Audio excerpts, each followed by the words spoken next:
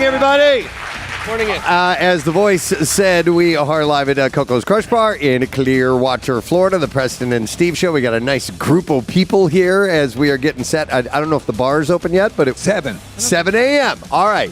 By the time we get done with this segment, it will be drinky poo time. Yeah, I know. And we'll get the rundown from Glenn, the owner, later on, the liquid libations, because they have the crushes are their thing here. It's astonishing all they have. Yeah. So we'll get into that in a bit, but in the meantime, let's get what we need to be done. What we need to be done. Yeah, whatever. Yeah. Good morning. This is for news for what need to be done. Come to known as. Yeah. All right, Kath, what's up in traffic this morning? They cleared the accident off of 422 westbound at Oaks. We do have volume building 95 southbound from Cotman through to Bridge. Once you get to the Vine, westbound, that slow 8th to Rod. The Ben Franklin Parkway to the Schuylkill, and then volume building on the Schuylkill as well, eastbound Montgomery to Spring Garden. This traffic report brought to you by your Delaware Valley BMW centers now through March 31st. Take advantage of Take advantage of no payments for 3 months on 2020 through 2023 BMW certified models. See details and search inventory at bmwcenters.com. And that's your traffic on 93.3 WMMR. All right, thank you very much, Kathy. Real quick, spotlight on the woman who just walked in front of me. That's bartender Sam right there. So she's going to be... Sam is the best. The most popular person here. And she's a badass. I was telling her, I'm like, man, how often do you work out? Because she's like fit. She's fit. She is yeah, fit, big time. She will kick your ass.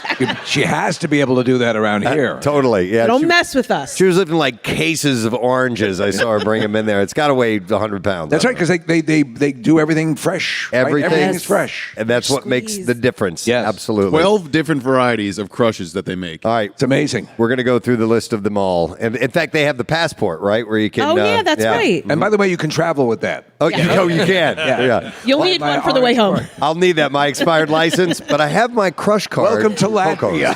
Yeah, right. Sir? Welcome to Latvia. All right, so I'm going to pose a stupid question. We are going to give away a pair of tickets to MMR Rocks Volbeat and Hailstorm, Saturday, August 9th, Freedom Morrisonville. We're going to take a text, okay? We will take texts of the answer, and we'll pick one randomly and give away the prize. So today is March 14th, 3/14th. It's Pie Day, so I'm going to ask a question about pie, about the number. I could have done the pastry pie, but I'm going to go with the number pie. What is the term for pi being an infinite, non-repeating number? All right, what type of number is pi in that regards? All right, so text your answer to 39333, and we will see if we can get a winner in a little bit. I got some birthdays from yesterday. But Did you do it? Casey reminded me, so... that's the only way we can do this, to rectify. Yesterday, I gave today's birthdays, so today I'm doing yesterday's birthdays. To find out whose birthday it is today, listen to yesterday's That's show. right. Yep. That's exactly it. You can podcast that. All right, so I'll mention some birthdays. Yesterday would have been William H. Macy's 75th birthday. That's today. funny. We talked to him last year during this event. Yeah. That's right, because he was doing a Q&A. He was Yes, doing he like was. an evening with. And he was Keswick. terrific. And we had a great interview with him. Yeah, I had a phone conversation with him to set it up, and at one point he said, "Nick, you can call me Bill," and I was like, "No, I can't." Yeah. No, I can't, William H. Macy. Mr. William H. Macy, I can't do that. I would like to call you Larry the Cable Guy. But Kathy, him on Shameless, you said his character just... It's so good. It's so reprehensible. Yeah. And the way he plays it, like, it's just, he's the best. It's tough to pull off a character that's kind of essentially sociopathic and be likable. Right. Yeah. And he's good at that. You're right. It is, Yeah. because you do actually like this reprehensible guy. So he is 75 years old yesterday. And one still. day. And, yeah. Just do the birthday and one day. All right, it's also, it would have been Common's birthday. Yes. Yesterday. Every time you say that, I'm like, oh my God, they're not here anymore. They're dead. Like, you keep saying it would have been. Oh, yeah, I was sorry. like, when you said William H. Macy, I was like, he died. All the people you're going to hear are dead. So Common, I know Nick and Casey and I have been watching Silo. Hate watching Silo. Listen, it's one of those shows that just... Give me more. Come on, you're hiding this from me. Which is We need why to I know a little like more. Paradise that much more. I know they are giving you a lot in the show Paradise. But And there are some similarities. Common in Silo is really good. Yeah. He's a badass on that show. Yep, he's 53. David Draymond from Disturbed. We just spoke to him not that long ago. Steve, he kind of gives me... not in just his delivery, he gives me a little bit of Gene Simmons type of feel. Yeah, he's as kind he's of like, very tall. right. like this, and he's very intense, and but really nice guy. Tug on my finger. Yeah. I farted. Yeah, he does. But he's a lot more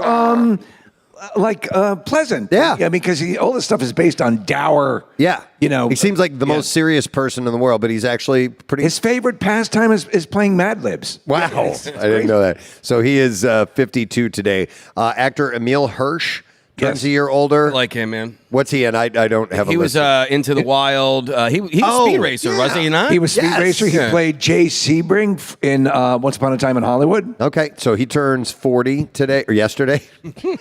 He would have turned 40 We lost yesterday. him. We miss you. Dana Delaney, the actress. I'm going to miss her. No, she's okay. I always She's thought alive. she was a sexy woman. She is in Tombstone. That's right. Yeah, she is the love plays interest of Wyatt Earp. Yeah. Yep. So she turns 69. Okay. Can I? Okay. You want me to do it? Dude, we were sitting here prepping for the show, and I was mentioning it was someone's birthday today, and Casey had said something. I heard you guys laughing. I could not get Let it him- together. can he say it? It's in bad taste, but yes. Okay. It's clinically correct. Yeah. So I go. Oh, it's Danny Masterson's birthday, and Casey goes, The rapist? and it was like in Back to the Future, or no, in Back to the Future, the actor, and he said it with the Doc Brown delivery, and I just could not get it together. And I'm like, yes, Danny Masterson, the rapist? convicted rapist, yes. To that point, what's the story? Because they apparently the legal team has discovered some sort of Well, I don't know. caveat. They're probably a walking distance away from here because it was this Church of Scientology, that lawyers that are backing him up. In fact, there might be a few in the audience It's right possible. No. Okay. No, we're all SPs here. now. Steve. Yes, I know. Suppressive people. Yeah. We drove through and we're picking them out yesterday. Oh, we're- We did a little Yeah. bit of a tour. Yeah, we did a tour through town. It's fascinating. I mean, It- that whole. I mean, it's the largest collection and real estate wise, right? Well, Buildings. this is their headquarters. Yeah. It was funny though because Nick's wife Andrea was like, "What do you mean? How can you tell? You're not going to be able to tell. They're just." And we were like, "No, you will be able look." to tell. And That person They dressed have- as a naval officer right now, that is Well- one. There's another one. And then when we But- drove through, she was like, "There's two more. Yeah. There's another one." Yep. They have a protruding center tooth for eating Horseshoe crabs. Horseshoe crabs. Yeah. But no, they have a uniform look about them, and you can pick them out very easily. So anyway, Danny Masterson. Then we have the last birthday I saw is an actor named George McKay. I saw him and recognized who he was. You've seen him in a few things in the movie. Did you ever see Captain Fantastic? Yes. Great Yeah, movie. yeah, He played really the, good movie, yeah. He played the oldest son in that. Oh, I you know that guy, know, right? yeah. And he was in 1917 and a few other things. So he was 33 yesterday. He still is today. And one day. And one day, exactly. Miss him. Will be missed. All right, so let's see if we can get an answer to the question. Nick, are you gonna give me a winner, or how are we I got doing it, this? yeah. Or Casey's I gonna think we all might. Give me a winner. gonna get me a winner, or maybe Yeah. Marissa is. No, we have it. Stupid question winner is, do you want the answer or the Well, I'll give you the answer first. So, what is the term for pi being an infinite, non-repeating number? The answer is an irrational number. All right. And our winner is Bob Lockle from Hatboro, Pennsylvania, who is a math teacher with his pie shirt on right now. My sister is a math teacher. She's wearing her pie T-shirt right now. And then all of my kids went to St. Pius grade school in Broomall, and our honors math teacher, I had a T-shirt made that had pie us, and so she's wearing her pie T-shirt All right. as well. Pi us. Pie us, Nice. yep. All right, so we're going to set them up with tickets to see Volbeat and Hailstorm Saturday, August 9th, Freedom Mortgage Pavilion, and tickets are on sale today, by the way, at 10 a.m. through Ticketmaster. You can go to WMMR.com. We have a pre-sale and also, pre-sale. They're going on sale today. Anyway, you can win some pit tickets over there. I just want to wish a very, very special happy 50th birthday to one of my oldest friends. His name is Brett Walski. He's one of the best people I know, and today is his 50th birthday. So, Brett, happy birthday, Biff Joe Wamba. Biff Joe Yeah. What does that mean? That doesn't matter. Okay, fair enough. So we'll mention some entertainment stories. This is what we do at this time of day. So we're going to start with the judge, Louis J. Lyman, granted Blake Lively and Ryan Reynolds' request for a protective order in their legal battle with Justin Baldani, limiting the disclosure of sensitive information. So this one, it's a win in a large legal battle between the parties. It's obviously this is going to drag on for a long time, but this is like a small victory for them. So the judge stated the court's model protective order is not sufficient for the needs of these cases, and he emphasized the necessity of stricter confidentiality because they've been throwing a lot of this stuff out, especially the Baldani side. They've got an entire, a website where they put all this information up. But I wonder if at this point Blake Lively and Ryan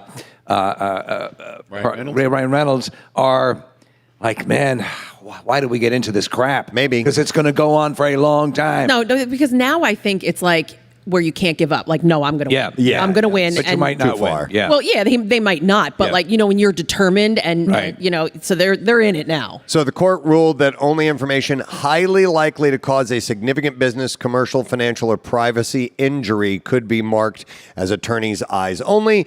Both sides are claiming the ruling is good for them, however, with Lively's team calling it a victory, stating that it ensures the free flow of discovery materials. So we'll see how this plays out. Let's see, what else I have here for you? Liev Schreiber, love that guy. Yeah. Great actor.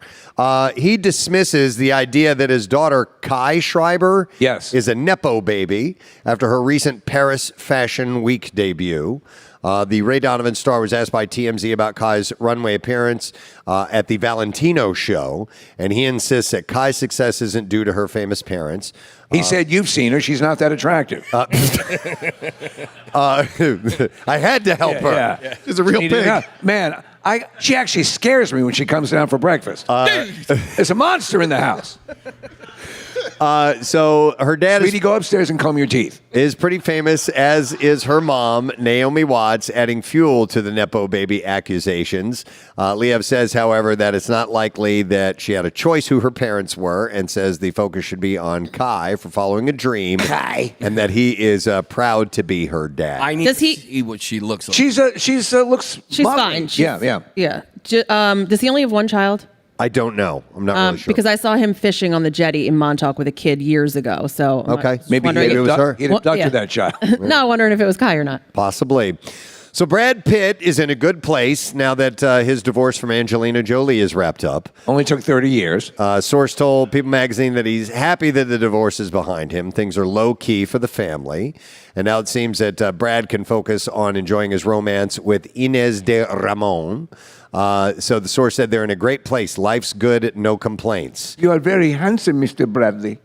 So they first filed for dissolving their marriage back in 2016. So that's how long. Oh, my God. I know. So have you seen... Almost 10 years. Yeah, it's crazy. And they were fighting over, like all married couples, fighting over their vineyards in France. Right. But his new movie about F1, Formula 1 racing. I just watched the trailer yesterday. Trailer looks sensational. So what Maverick did in capturing that feeling of being in the cockpit of a fighter jet, they're doing it with this. He's also like, I don't know how old he is now. He's 71. No, I mean, he's got to be in his 60s, really. 50, yeah, maybe, yeah. Dude, he is in amazing shape. Yeah. Yep. All right.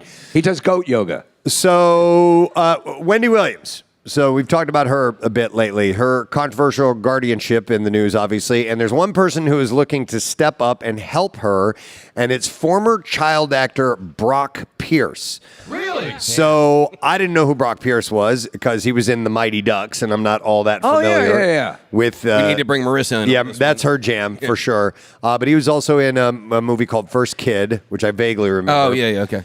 So he left acting to pursue other interests and made himself a billionaire in the process. And now he's offering Wendy Williams a helping hand. He said in a statement to Page 6, I've always admired Wendy's strength, and when I saw her ask for help, it was impossible to ignore. My offer is simple, a place where she can find peace, receiving the care she deserves, and begin her journey to healing.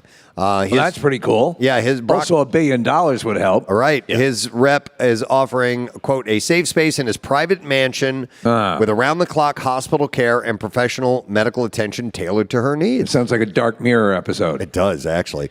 You know what? Speaking of Dark Mirror, since you mentioned that, Steve, I'll jump right to that story because there's a new teaser trailer, I believe. I watched it. It looks tremendous. That is out. And hang on a second. Black I gotta Mirror? find it. Yeah, Black so, Mirror, yeah. for season 7. It hit Netflix yesterday, and fans of the show will recognize a few returning faces. So the Charlie Brooker anthology series, that's who created it, returns with 6 new episodes April 10th. So Will Poulter and Asim Chaudhry, who starred in the Bandersnatch episode, return in a new season. So I guess maybe those same characters. That was the one that you could choose the outcome. Right, which is kind of wild. Did you do it? I just did it one time. And I know that you can go back and do those multiple times and get different outcomes, but I just did it the once, and it was good. It didn't blow me away, but I guess they're going to expand on that one a little bit. I thought it was kind of an interesting idea. So they also have returning Kristen Milotti and Jimmy Simpson in a follow-up to their USS Callister episode. Which is the Star Trek-ish episode. Oh, okay. Correct. And Jesse Plemons was in that one. It doesn't mention his name here. But new faces include Peter Capaldi, Awkwafina, Paul Giamatti, Rashida Jones, Chris O'Dowd. A lot of really good names. Emma Corrin, Issa Rae. What's crazy is if you go back and watch the older ones, there are big names in it, but they weren't big names then. Right. Yep. I agree. So that was cool to see. We also have, let's see here. I had a story I wanted to mention to you. Oh, yeah, this was weird. Actor Isaiah Stokes, known for roles on Law & Order Special Victims Unit, as well as Boardwalk Empire, Blue Bloods, and more, is going to jail for a long time. He was found guilty of second-degree murder. Whoa. And criminal possession of a weapon in connection with the shooting death of Tyrone Jones. That happened in 2021. Was he doing that as research for a role? He must have been, right? I mean, he's a method actor. No, but a prosecutor said Stokes had sought revenge against Jones after the victim kicked him out of his birthday party during a fight at a Queens club. And Stokes was found guilty of placing a GPS device on the victim's car, eventually tracking them down several months after the altercation, and then shooting him to death. That's messed up. That's delayed gratification. Stokes is scheduled to be sentenced next Friday and faces up to 25 years to life in prison. Wow. Man. All right, here's a good follow-up for Matt Pinfield of MTV. He had a massive stroke in January. In an interview with The Hollywood Reporter, he reports that he is out of the hospital and recuperating in a rehab center in Los Angeles. He said, guys, I'm alive, I'm recovering, and I'm going to come back swinging. I was unresponsive for 2 months. Oh. Yeah, when we originally heard this story, and I saw this story pop up yesterday, Preston, I was like, I thought he was completely gone. Yeah. I thought he was out of it. Well, he said friends were thinking they were coming to see me for the last time. Right. The doctors never expected me to speak or walk again. But the medical crisis isn't going to keep him down long. He said, I'm definitely going to take some time to recover. Then I'll do my radio shows again and get back to work doing what I love, which is to entertain people playing music. So we'll see how well he's recovered. That'd be great if it's the case. And if there's not much of a lingering effect, that would be great. So I saw this morning. I love it. Stephen King and horror director Mike Flanagan have teamed up for a new movie that's a little outside of their usual lanes. It's called The Life of Chuck, and it was based on Stephen King's novella of the same name.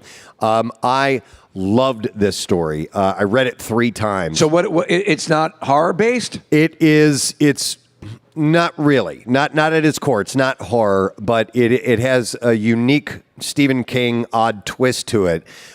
It's a type of story when you first read it, you're like, what in the hell is going on here? I don't know what he's trying to create, and then it reveals itself as you go along. It's like in 3 different parts. All right. And so I was really delighted that they were going to make a film out of this. It stars Tom Hiddleston.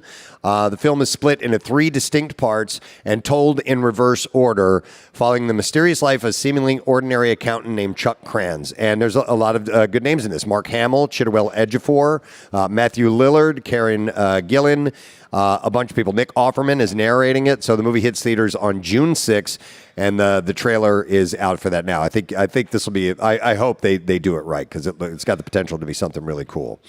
A docu-series is already completed and being shopped around in hopes of finding a home. The untitled 4-part series covers the life and legacy of Tim Burton, as seen through the eyes and words of frequent collaborators like Johnny Depp, Winona Ryder, Michael Keaton, Helena Bonham Carter, and more. He's my favorite director. Excuse me? He's my favorite director. Okay. Thank you, Johnny. I've worked with him many times. He's my favorite director. All right.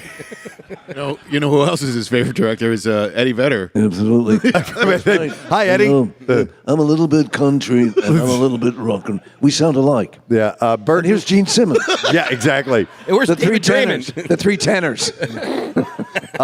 Burton's career has covered over 400 years. In a career that spans 400 years. 400 years or 40 years? Oh, 40 years. I'm In a sorry. career that spans over 400 years, this eternal being brought to us on a ray of light decided to get into directing. Born on Mount Olympus. Of course, Oh, great one. Now that you've come to Earth, what do you want to do? I'd like to direct an indie. So, of course, he's brought us films like Edward Scissorhands, Beetlejuice, The Nightmare Before Christmas. Pee-wee's Big Adventure. Pee-wee's Big Adventure, but Casey's favorite for sure. Big Fish, every time, it just kills me, slays me every time. And that final sequence where he is being carried, his son finally tells him the story. Yeah. Finally breaks and understands what his father's modus operandi is. It's so wonderful. You know, I probably got to go back and watch that because it's excellent. it didn't hit me the same way it hit you guys. You know what? You know? To really appreciate it, put on some waders. Okay. when you do it, because you get that feeling of fishing. All right. Yeah. So Nikki Glazer has been tapped to host the Golden Globes again next year. She did such a wonderful job. The comedian hosted in January, of course, serving as the first solo female host. And she also got rave reviews, which probably helped her get the call back for next year.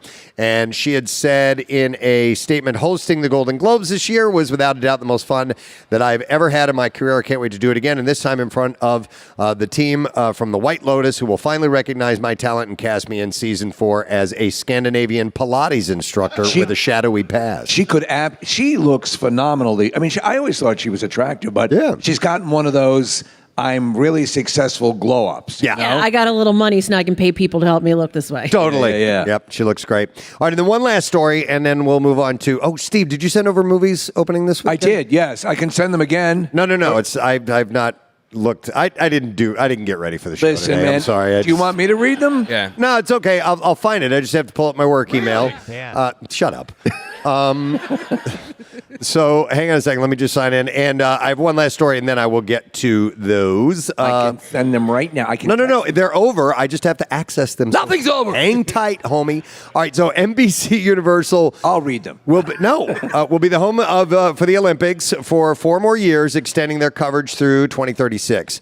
And they had to cough up a bunch of cash. So the deal is said to be worth $3 billion. Wow. But I mean, when the Olympics hit, I mean, it's big. Everybody's on board, so you can see why it's so expensive. Were you guys happy with the last go around? I didn't watch. I didn't watch much. Yeah. I did. I watched a ton. The only thing You in case you're the big Olympic. Yeah. Yeah, but what I tried to do, because where were they? In Paris, right? Yeah, that's France. That is France, Yeah, yeah. and they're so far ahead of us, 5 hours ahead, 6 hours ahead, or whatever. And I tried really, really hard to not find out like who won the events, and then I watched. That was difficult. And I watched the packaged events that NBC did at night, and sometimes, like I found out what Simone Biles did. I'm like, so it was really hard. It was difficult. Do you think it'd be?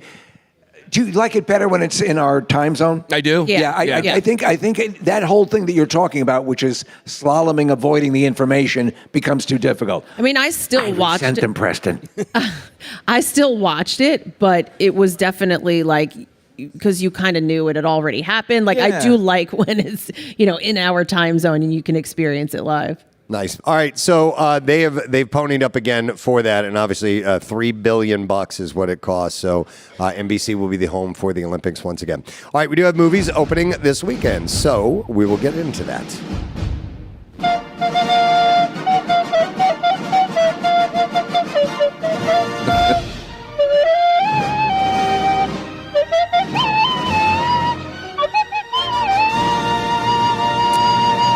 So we have Opus opening. It's a horror mystery film starring Ayo Edebiri, Murray Bartlett, and John Malkovich.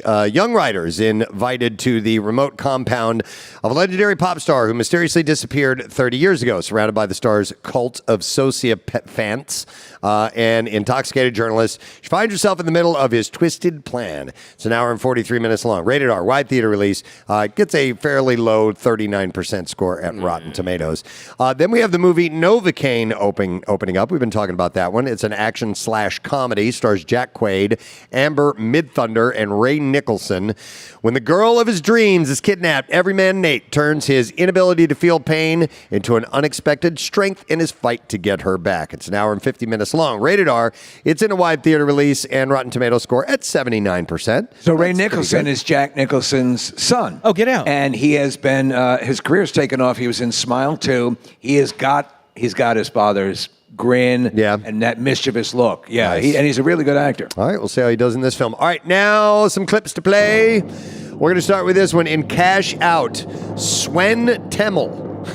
Swen Temmel? Swen Temmel plays a smarmy bank manager forced to hand over the goods during his heist, and he is back for the sequel, and here he talks about his new role with the crew. All right, Jason. In the second one, obviously he joins the gang, but there's still that level of cockiness and smart assiness that I brought to the character that kind of tied together. So it was fun to play the same character, but also play somebody completely different. Shut the f*** up! High Rollers opens today. All right, next clip.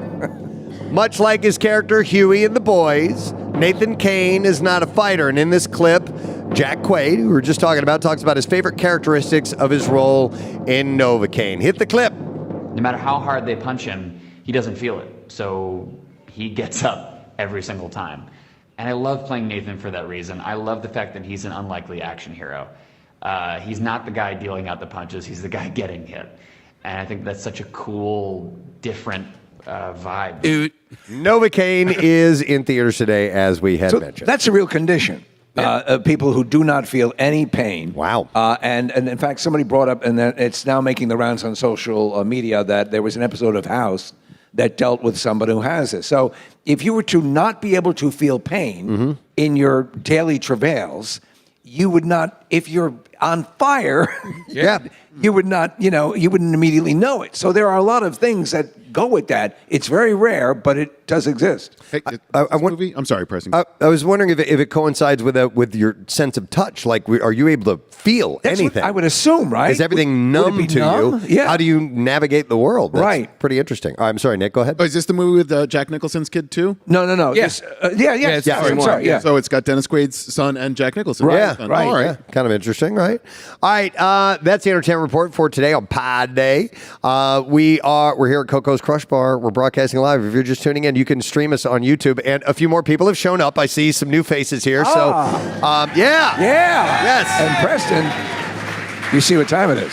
No, what time is it? 7:04. Okay. That means the bar's open. Woo! Sam, they're coming. Get ready. All right.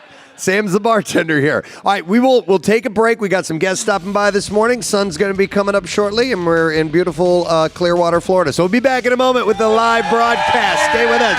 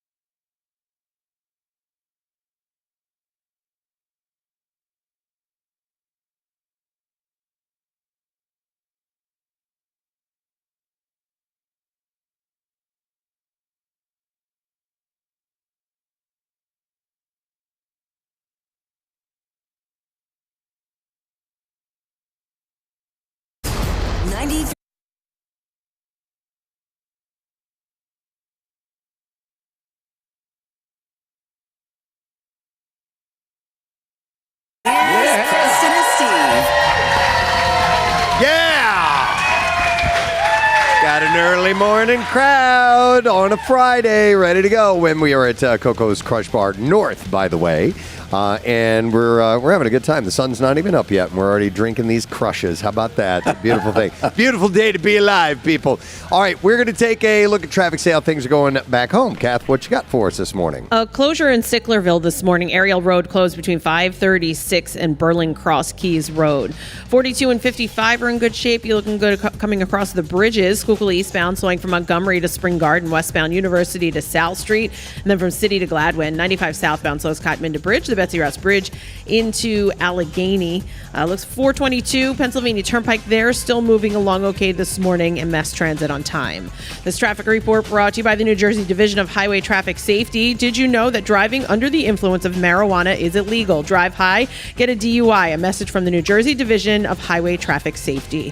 And that's your traffic on 93.3 WMMR. Thank you very much, Kathy. Appreciate that. Real quick, an announcement for those who have parked out here. Nick, what are we saying here? It is a black Volkswagen Atlas parked over here outside of Frenchie's. Move it because it's going to get towed. So if it's anybody's here, you don't want to stay there. That guy that's getting up and walking out of the tent, I'm guessing it's yours. Yep. Hey, now he's got a little trot. There we go. Doing the walk of shame. All right, thank you. Oh, we Nick. found them. All right, while he's out of the tent, everyone, let's leave. Or Kathy, what was it? Everybody pretend like you're Pretend you're sleeping. sleeping. Pretend you're sleeping. They're all dead. So we have some guests that are stopping by this morning. We got a few things we're going to get to throughout the course of the day. But one of the things we want to do, and did you talk to Marissa? I did. And you know what? We're going to do this for the people back home. Okay, all right. So we're gonna play some games later on that you guys have here in the tent. We'll have a chance to win some stuff. We're gonna do this for people listening back home or wherever you are. But we're gonna do text to win. Yes. Okay. So Back in the States. yes, exactly. Back in the States. But it's a Friday morning thing that we do, and let's fire it up. We're gonna do the Connoisseur this morning, a Friday thing. Wait, I can do this. I can do this, man. Wait 1 second. What are you doing? I'm going to give you your voice. Oh, okay. Give me a second. Thank you. It's time for the Connoisseur. There it Not is. quite, but it's close. That's good enough. All right, so we'll go through some food stories, and then we'll play some movie clips that have to do with food. We'll see you know. And by the way, our sponsor, Acme Markets. Thank you very much. We love that. In fact, do I have an official sponsor thingy thing to say? Our friends at Acme Markets, and we're going to be giving away $50 Acme Market gift cards if you're hungry and in a hurry. Acme's Flash Grocery Delivery or Pickup gets you fresh groceries in 30 minutes or less. Fast, fresh, right to your door. Acme, fresh foods, local flavors. All right, so it's all food stories that we have to pass along. We're going to start with some ice cream news. To celebrate International Day of Happiness on March 20th and showcase their 8 new flavors, Halo Top is giving away 80,000 free pints of ice cream. Damn. Yeah. Halo Top. Is that the low-cal ice cream? Yes, that is correct. I've had that. That's not bad. It's a little bit more, it's kind of on the way to gelato. Okay. Well, that's a good thing. Yeah. I love gelato. What's that? Is it low calorie or is it I thought it was lower calorie. Each pint contains just 490 calories, half that of traditional ice cream brands. So, yeah, it's definitely way low calorie. No, I thought it was like a gluten-free or like a dairy-free or something like that. I wasn't saying it wasn't low calorie. I thought there was like something other thing. I know what you mean. I don't know what the nutritional makeup is. I've not tried it. It's super good for you. I've not tried it, but the giveaway is promoting the company's new treats. So you have chocolate chip cookie dough, chocolate fudge brownie, cherry chocolate chunk, cookies and brownies, caramel cookie crunch, strawberry cheesecake, sweet cream cold brew, and PB cookie dough and fudge. And this is going to start on, from now until March 20th. So here's how you get it. Ice cream fans can grab their free pint by purchasing any of the new flavors from now until March 20th, then uploading the receipt online, and you get reimbursed via PayPal or Venmo. Here's the problem with stuff like that. When it's low-cal and it tastes pretty good, you're like, oh, now I can eat 6 times the amount. Sure. Yeah. And you're just back at the same calorie count you were before. By the way, so you get reimbursed via PayPal or Venmo. So that made me think of an incident that happened this morning. We were coming in, we were leaving this morning, and good thing, the hotel we're staying at, they have a little convenience store. Love it. And they're open 24 hours, and they have coffee. So we're like, done. Excellent, because it's tough to find a place that's open at 4:35 a.m. to get coffee. And I see Kathy walking away from it as I was walking towards it, and she's like, "It's cash only." And I was like, okay, well, fortunately, I have some cash on me. Yeah. And therefore, that's why I still always like to have a little bit of money, a little bit of paper money. But the Venmo and PayPal thing made me think of that. Well, so it was only cash only this morning because their system was down. Like normally you could charge it to the room or credit cards or whatever. It was just because their system was down. But I had what I bought was $6 and I had $6. Oh, wow. That was it. Yeah, the bare minimum. And then I had some change that I had to dig out from the bottom of my bag because there was tax. When's the last time you've had to do that? Dig for change? Oh my God. Right? Yeah, never. Well, they're doing away with the penny. I mean, there's people just aren't using change anymore. Yeah, it's pretty much. And in fact, I told the woman, Kathy and I had the exact same thing happen. I know, she was so sweet. There was, it was like, mine was like $9.96 or something like that. And I'm like, well, just give me a 10 back. And I think I confused her as she was like, I have 6 cents. And I'm like, okay. Same. That same thing happened to Kathy. She was giving me 4 pennies and I go, oh, I don't need it. She goes, here, take it. Yeah. I was like, all right. I don't need this, bitch. Yeah. Okay. Starting this early in the morning on the weekend. You want me to punch you? Do you think maybe she was offended because you were offering her a 4-cent tip? No, I think that she didn't want her drawer to be off. I think they don't normally do this. Yes. And she was like, I don't even want to mess with this. Yeah, I think that was it, Kathy. She was writing everything down, and I think she didn't want her drawer to come up incorrect. I saw them flogging a cashier yesterday. Yeah, it was drawer. Right. Yeah. All right, so we're going to play our first clip from a movie. It has to do with food. Marissa always comes up, not always, but a lot of times she'll come up with themes for the Connoisseur. And these are all movies that were shot in Florida or take place in Florida. Nice. All right, so we're going to play the first clip. And remember, text in if you know the answer. So, Jason, hit it, please. I can eat 50 eggs. Nobody can eat 50 eggs. You just said he could eat anything. You ever eat 50 eggs? Nobody ever eat 50 eggs. Hey, Babaluga, we got a bet here. My boy says he can eat 50 eggs, he can eat 50 eggs. All right, that's a classic. So text the answer if you happen to know it, and we will go through another story. Order up. Okay, so pickles. You guys know I love pickles. Do we have pickle fans that are here this morning? Yes. You were the pickle grand marshal. I was the grand gherkin. The grand gherkin of the pickle festival this year, or the Big Dill. Yeah. Which was awesome and had so much fun. So there is a Clausen makes great pickles. You see their jars. By the way, it's the Pelican, right? No, that's Vlasic. Oh, okay. Yeah, Clausen are the ones that come refrigerated. Oh yeah, I love those. Really large pickle slices. Yeah. And they're very crunchy. Yes, Where did I get Munson? Where do you keep getting Munson from? You. No, Clausen is they're not shelf stable, so they have to be refrigerated. And so they have come out with a product that is called Just the Brine. And so essentially you can get a can of just their brine. And you're like, okay, what are you going to do with it? Just drink that straight pickle juice? You can, but also pickle juice is used for marinating like chicken breasts and stuff like that. Fantastic. Sounds delicious. I mean, that's kind of how, like, if you want to make your own Chick-fil-A at home, yes, you use you marinate in pickle juice. Okay, all right. Or I'm down with that. pickle martinis. That's pickle Marissa. Oh, that was Marissa. Marissa has entered the chat. What is she out there working the street? Yes. I don't know. Yeah. Marissa, come here. doubling back. Hold on a second. Wait, I got a John waiting. No. Guys, the sun is coming up. So I'm taking a picture of the sign outside. Where would we be without Marissa's social media presence? No doubt. Wow. I just noticed your outfit. That's very cute. Do you like it? Yeah. I'm into sets. You're It's a into sets? matching set. I thought she was into sex. We know that. I want you to pound me like a jackhammer. That's what it sounded like, right? That's why she wore Well, it. we might have By a the way, product for what are you endorse. wearing? I'm into sex. Just wanted you guys to know that. Just yeah, stating you know. it. Well, you need Is to it go to cash or charge? I love sex. You need to go to the little store across from the hotel. Andrea and I were talking yesterday, and apparently she bought a set from over there. All right, I didn't know about that. Oh yeah, she's buying stuff while you're at work. You and my wife are hanging out? Yeah. Did you say I didn't approve that, or I didn't know that? I don't know. No, he said I didn't know that. I'm going to call Marissa out on something on the air right Okay. now. Okay, so this morning we get a text that says, sorry guys, I'm not going to be able to meet you in the lobby. My hair dryer is broken. So can you drop off the keys? We have a couple of rental cars. Can you drop off the keys? And I'm like, fine. I'll go. I had the keys.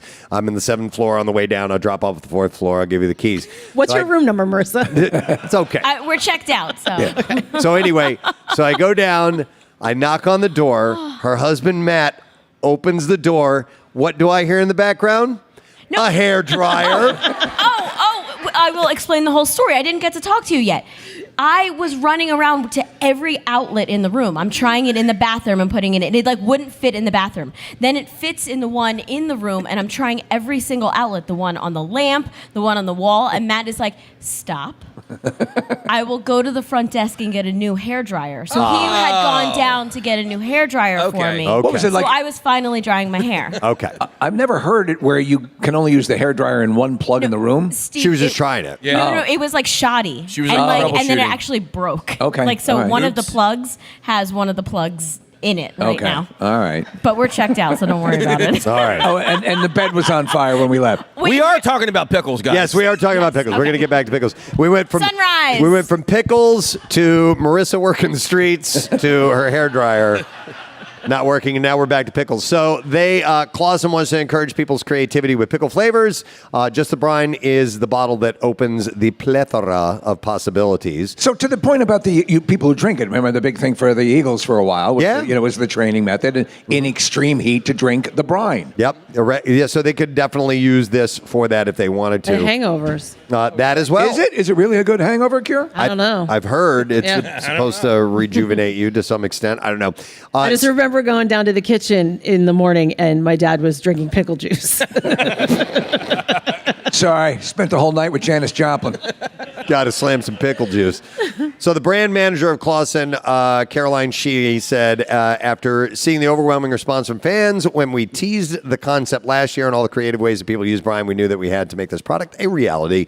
Whether you're mixing it up a tangy cocktail or reaching for the next day refresh, Just the Brine is here to bring the same flavor and experience that you already know and love from our delicious pickles now in liquid form. So I saw on Instagram Reels a couple of days ago this guy, and I don't know if this is if this actually works, but I am going to try it. This dude basically took a whole bunch of sea salt and stuff and massaged the cucumber with the sea salt, and then he ended up like wrapping the cucumber and sea salt in like a wet paper towel and then put it in the refrigerator for a day. Right. And then a pickle came out. I'm like, is this for real? That's well, I'm going to tell you. I'm going to try it. I'm going to tell you. Yeah. It's not. All right. I saw a guy wrap up a hot dog in Reynolds wrap. He put it in his refrigerator, and when he opened it up, there was a dwarf in there. What? Was that real? Was that real? I tried that It one. seemed real. All right. And he was dressed as one of Santa's helpers. Wow. All right. So let's see if someone knows what movie this clip is from. Jason, will you hit it again, please? I can eat 50 eggs. Nobody can eat 50 eggs. You just said he could eat anything. You ever eat 50 eggs? Nobody ever eat 50 eggs. Hey, Babaluga, we got a bet here. My boy says he can eat 50 eggs, he can eat 50 eggs. All right, let's see. Case, who's our winner? I got our winner, and guess what? Our winner is right here in the tent. Mike Harkness, are you here? Where? Right over there. Flosser. The flosser. Yeah. It's the flosser. Yeah. He's also a doctor. He's a doctor Doctor at Paoli Hospital. Mike is a wonderful guy. Oh, wow. I've known Mike for like 18 years, and one hell of a dancer. And he actually gave further information about the disease that where you do not feel pain. He had all the information. Oh, no about it, kidding. yeah. That's all right. So we're going to set him up with a $50 Acme Markets gift card. By the way, that was from the classic Cool Hand Luke, of course. And we are going to have a $50 Acme Markets gift card, like I said, and you got to check out their Flash Grocery Delivery. Pickup gets you fresh groceries in 30 minutes or less. Fresh foods, local flavors. That, of course, is from Acme. So we'll get a hold of you, Mike, all right? To that movie, Preston, you remember this scene, just on a tangent here, without any sort of prosthetics or whatever, he made his stomach look so distended. Yeah. Yeah, it was pretty amazing. Yeah, after he eats all the eggs. All right, we have another clip. So, Jason, let's roll that one, please. What do you say? Let's all have the lobster. Show us what you got. And stand. No arguments. This dinner is on you. He thought he was going to say on me. All right, if you know the answer to that, text it, and we will see if you end up winning. In the meantime, order up. Got another story for you. Costco.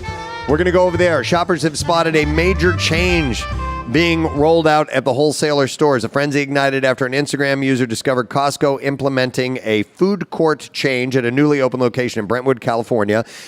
They had a grand opening on March 7th and included one notable feature, a Coca-Cola machine rather than a Pepsi machine. So have they been Pepsi all along? No. So they've gone back and forth. Okay. So they're switching back to Coca-Cola. But a shopper who goes by the name of Costco Insider on Instagram claimed the new store was the first one to feature a machine with Coca-Cola beverages in the food court. It offered 6 selections: Coca-Cola, Diet Coke, Sprite Coke, Zero, Raspberry Fused Iced Tea, and Minute Maid Zero Sugar Lemonade. And some people got really pissed off about it. Do you know anyone who's militantly one way or another, whether it's Coke or Pepsi? I'm militantly Coke. So for me, Coke is a little less, Pepsi's sweeter, I think. So Pepsi to me is, I tend to go with Coke, but pizza, it's got to be Coke. Yeah. And like with a I know it's weird, but I'll pair Pepsi with a hamburger. Now, my mom was so anti-Pepsi. She basically said she was allergic to it, and so we always had Coca-Cola. I mean, listen. She lied to you. No, I don't know, but I mean, at a restaurant, if they don't have Coke, I'll drink a Diet Pepsi. Yeah. But you know, if I had a choice 1,000 times, all right, Coca-Cola. You're one of those people, yeah. I respect that. 1,000 times Coke. 1,000 times Coca-Cola. Yes. So, but I'll never drink Pepsi again. But I think one of the things that that the people are pissed off about, I believe Mountain Dew is a Pepsi product. And so the Mountain Dew lovers are upset that you won't be able to get that there What's anymore. the Coke equivalent of Mountain Dew? Because they all match their products. Yeah. There is none. There isn't? No. There were Doggy Dew. No, there were a couple of other Mountain Dew-esque sodas throughout the years. There was one called, believe it or not, Squirt. I don't know if you guys remember Squirt. Is or it not. big in the porn industry? It was. Are you a squirter? Yeah. What? Oh, man. But does anybody know another Mountain Dew-like beverage? No? Swirly. Blank. What was it? Mellow Yellow. Mellow Yellow. Okay. Yeah.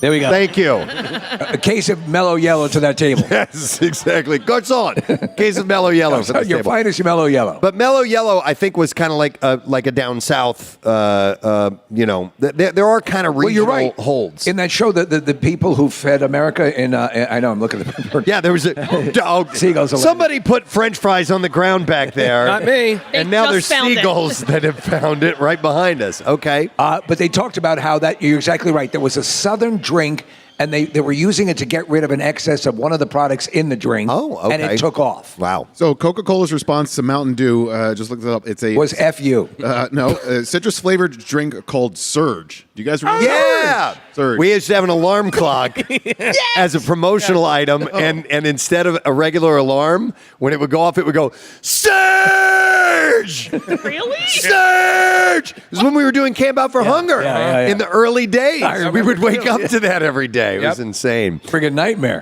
Speaking of odd sodas, Nick, you go ahead, and then I'll bring something up. They just discontinued, or not just, but it has been discontinued. Okay. Since, yeah. Have you guys ever had? It's big in New England. Have you ever had Moxie soda before? You guys ever had that? It is the strangest tasting stuff. Really? Yeah. Like what? It's hard to explain. It's got a weird flavor to it, right? Yeah. It has manatee marrow in it. Oh, doesn't it? wow. Oh, man. What a rare ingredient. But the people who love it are crazy about it. So it's a regional. Yeah, definitely. All right. Well, anyhow, so that at Costco now it's going to be Pepsi products apparently, and for years they had served. It's going to be Coca-Cola products now. They began offering Pepsi beverages in its food courts in 2013 after years of serving Coca-Cola, and I don't know exactly why they made the swap, but that is going to be taking place. I also saw a couple of other new items at Costco, and I saw the story. I didn't pull up the details, but I think they have like a 5-pound tiramisu cheesecake. Well, that's for you. Now. That's for me. Will you take the tiramisu cheesecake hybrid? Absolutely. Okay. Oh, yeah. I mean, I prefer the cheesecake in its natural form, but a cheesecake version I would love. So we had the place come into. Yeah. And so we got some of their tiramisu. Holy mother of God. Great stuff. Unbelievable. Excellent. All right. Then there's a new menu item, the California crab roll dish. Pierre loves it. So just thought I'd share that. All right, let's play that clip again, see if we can get a winner. Jason, hit it, please. What do you say? Let's all have the lobster. Show us what you got. And stand. No arguments. This dinner is on you. He thought he was going to say on me. All right, let's see if we get a winner. Our winner is Jay Meyer, and he guessed correctly. That is from Summer Rental. Yes, and we are going to set him up with a $50 gift card from our friends at Acme, and they have their flash grocery delivery pickup. You can get the fresh groceries in 30 minutes or less. Yes. No, go ahead. Oh, okay. All right, so let's get. What was that noise? That was not a baby, which is what I thought it was initially. It was a seagull. Oh, I thought it was a baby. No, it is a baby. It is a baby. It is a baby. Somebody brought it. It says no sad baby on the sign they're holding up. Dude. Ladies and gentlemen, we just had a baby born here. Yeah, it's like Woodstock. Yeah. We got. Don't do the Brown Mountain Dew. Yeah. All right, we're gonna play another clip, right? Yeah. Yeah. All right, let's go over that, Jason. Play it. Looks like lasagna. Cover that up.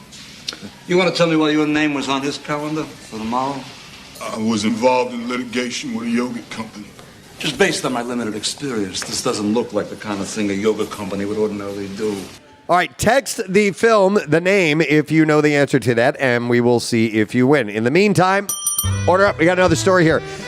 This one is local to Philadelphia, and there's an event that's going to be taking place in Fishtown, and this is a pretty cool idea. It's called Stouts and Snouts, and it's a brand new neighborhood-wide celebration of bold brews, creative cocktails, and delicious pork-inspired food. Can I have another pig face, please? Right.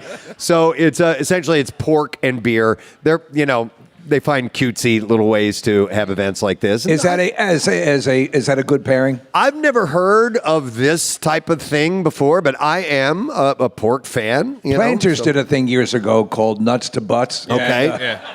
Oh, they involved Marlboro. Yeah. Cigarettes. Yeah, I remember that. How do you guys feel about pork in general and eating? A pulled pork sandwich is one of my all-time faves. Yeah. Can't do pork chops. That's pretty much the only thing I can't do. What is it about pork chops you do not It's like? the texture. Really? Yeah, it's too tough for me. Reminds him of Pepsi. I mean, like my mom would do it with a shake and bake when I was growing up, and all I would do is just eat the shake and bake off the pork chop. So literally, my mother would have to. I'm not a big pork guy. Pulled pork, I can take a little bit, and obviously bacon, but I don't eat a lot of pork. But when we had pork chops, she would have to incinerate mine because I don't like spongy.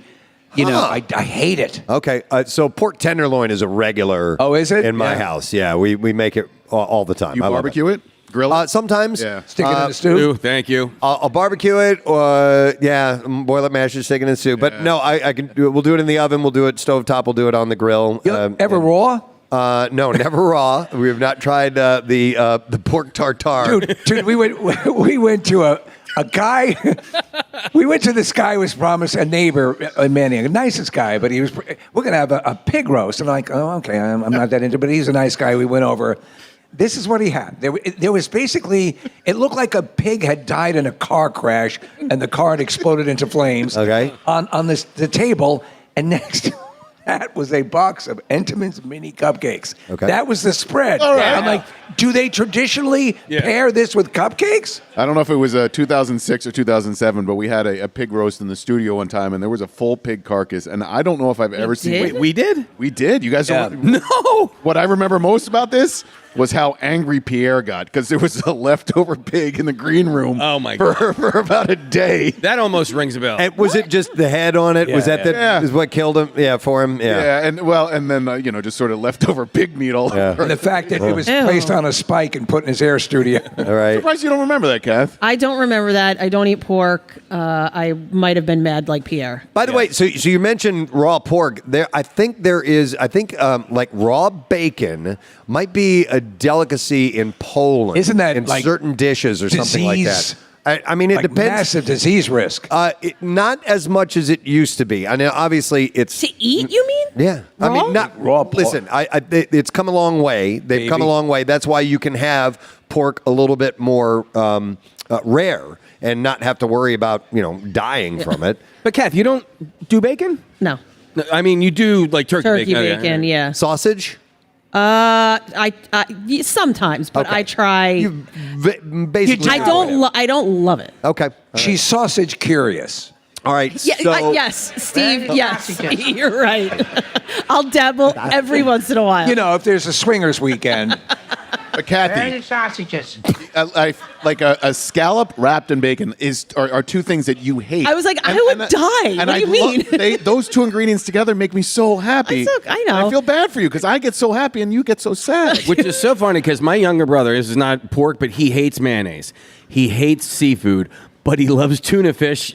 Salad, tuna salad. Yeah. Huh, interesting. Yeah. But the pork chat makes me think of Pulp Fiction, Vincent Vega. Man, but pork chops taste good. Yeah, I'll dig on tastes swine. Good, man. I'll dig on swine. So anyway, this is going to be Saturday, March 15th is when the Stouts and Snouts event.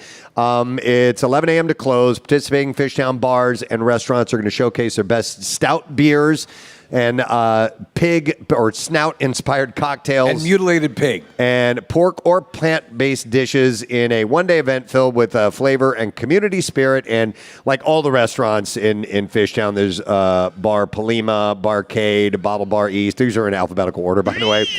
All the bars. Do you think anyone's just showing up for the community spirit and will be happy to find out there's pork? Punchline Philly is going to be doing it as well. Yeah, there's a whole bunch of them. So if you want to look that up, you can find the information. But that's an event that's coming up Saturday, tomorrow. So get it there if you're interested in diving in, digging on some swine. All right, we're going to play this clip again. We'll see if we can get a winner. Jason, go ahead. Looks like lasagna. Cover that up. You want to tell me why your name was on his calendar for tomorrow? I was involved in litigation with a yogurt company. Just based on my limited experience, this doesn't look like the kind of thing a yoga company would ordinarily do.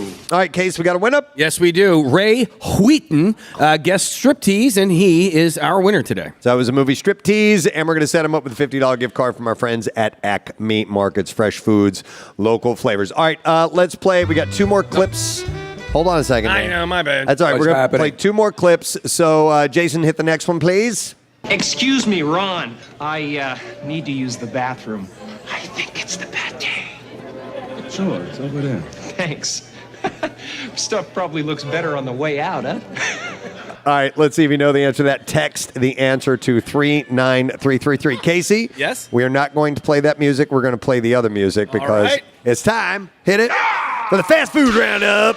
I got some fast food stories to share with you. We'll start with this. Burger King is heating things up with the seafood season with the return of their fan favorite fiery big fish sandwich. Oh, they don't call it the Whaler anymore? Participating locations for Lent, and apparently it's commonly regarded, according to this article, as the best fish sandwich in fast food. Their fiery big fish is made with an Alaskan pollock fillet, coated in crispy panko breadcrumbs, topped with tartar sauce, lettuce, crunchy pickles, and a spicy glaze. Served on a brioche-style bun. I remember it as the Whaler. Yeah, it was the Whaler. Yeah. They make a pretty good fish sandwich. Yeah. So it'll cost you $5.49. What? Combo includes fries and a drink. It goes up to $9.29. You get the elite. By the way, at the ballpark yesterday, I went to get my sister an iced tea. She wanted an iced tea. It was like $9.75. That's about right. Yeah. I mean, it's any ballpark prices. Ballpark that you're gonna get to. You're gonna get stuck like that. Somehow it tastes better when it's $9. It doesn't it though? So much better.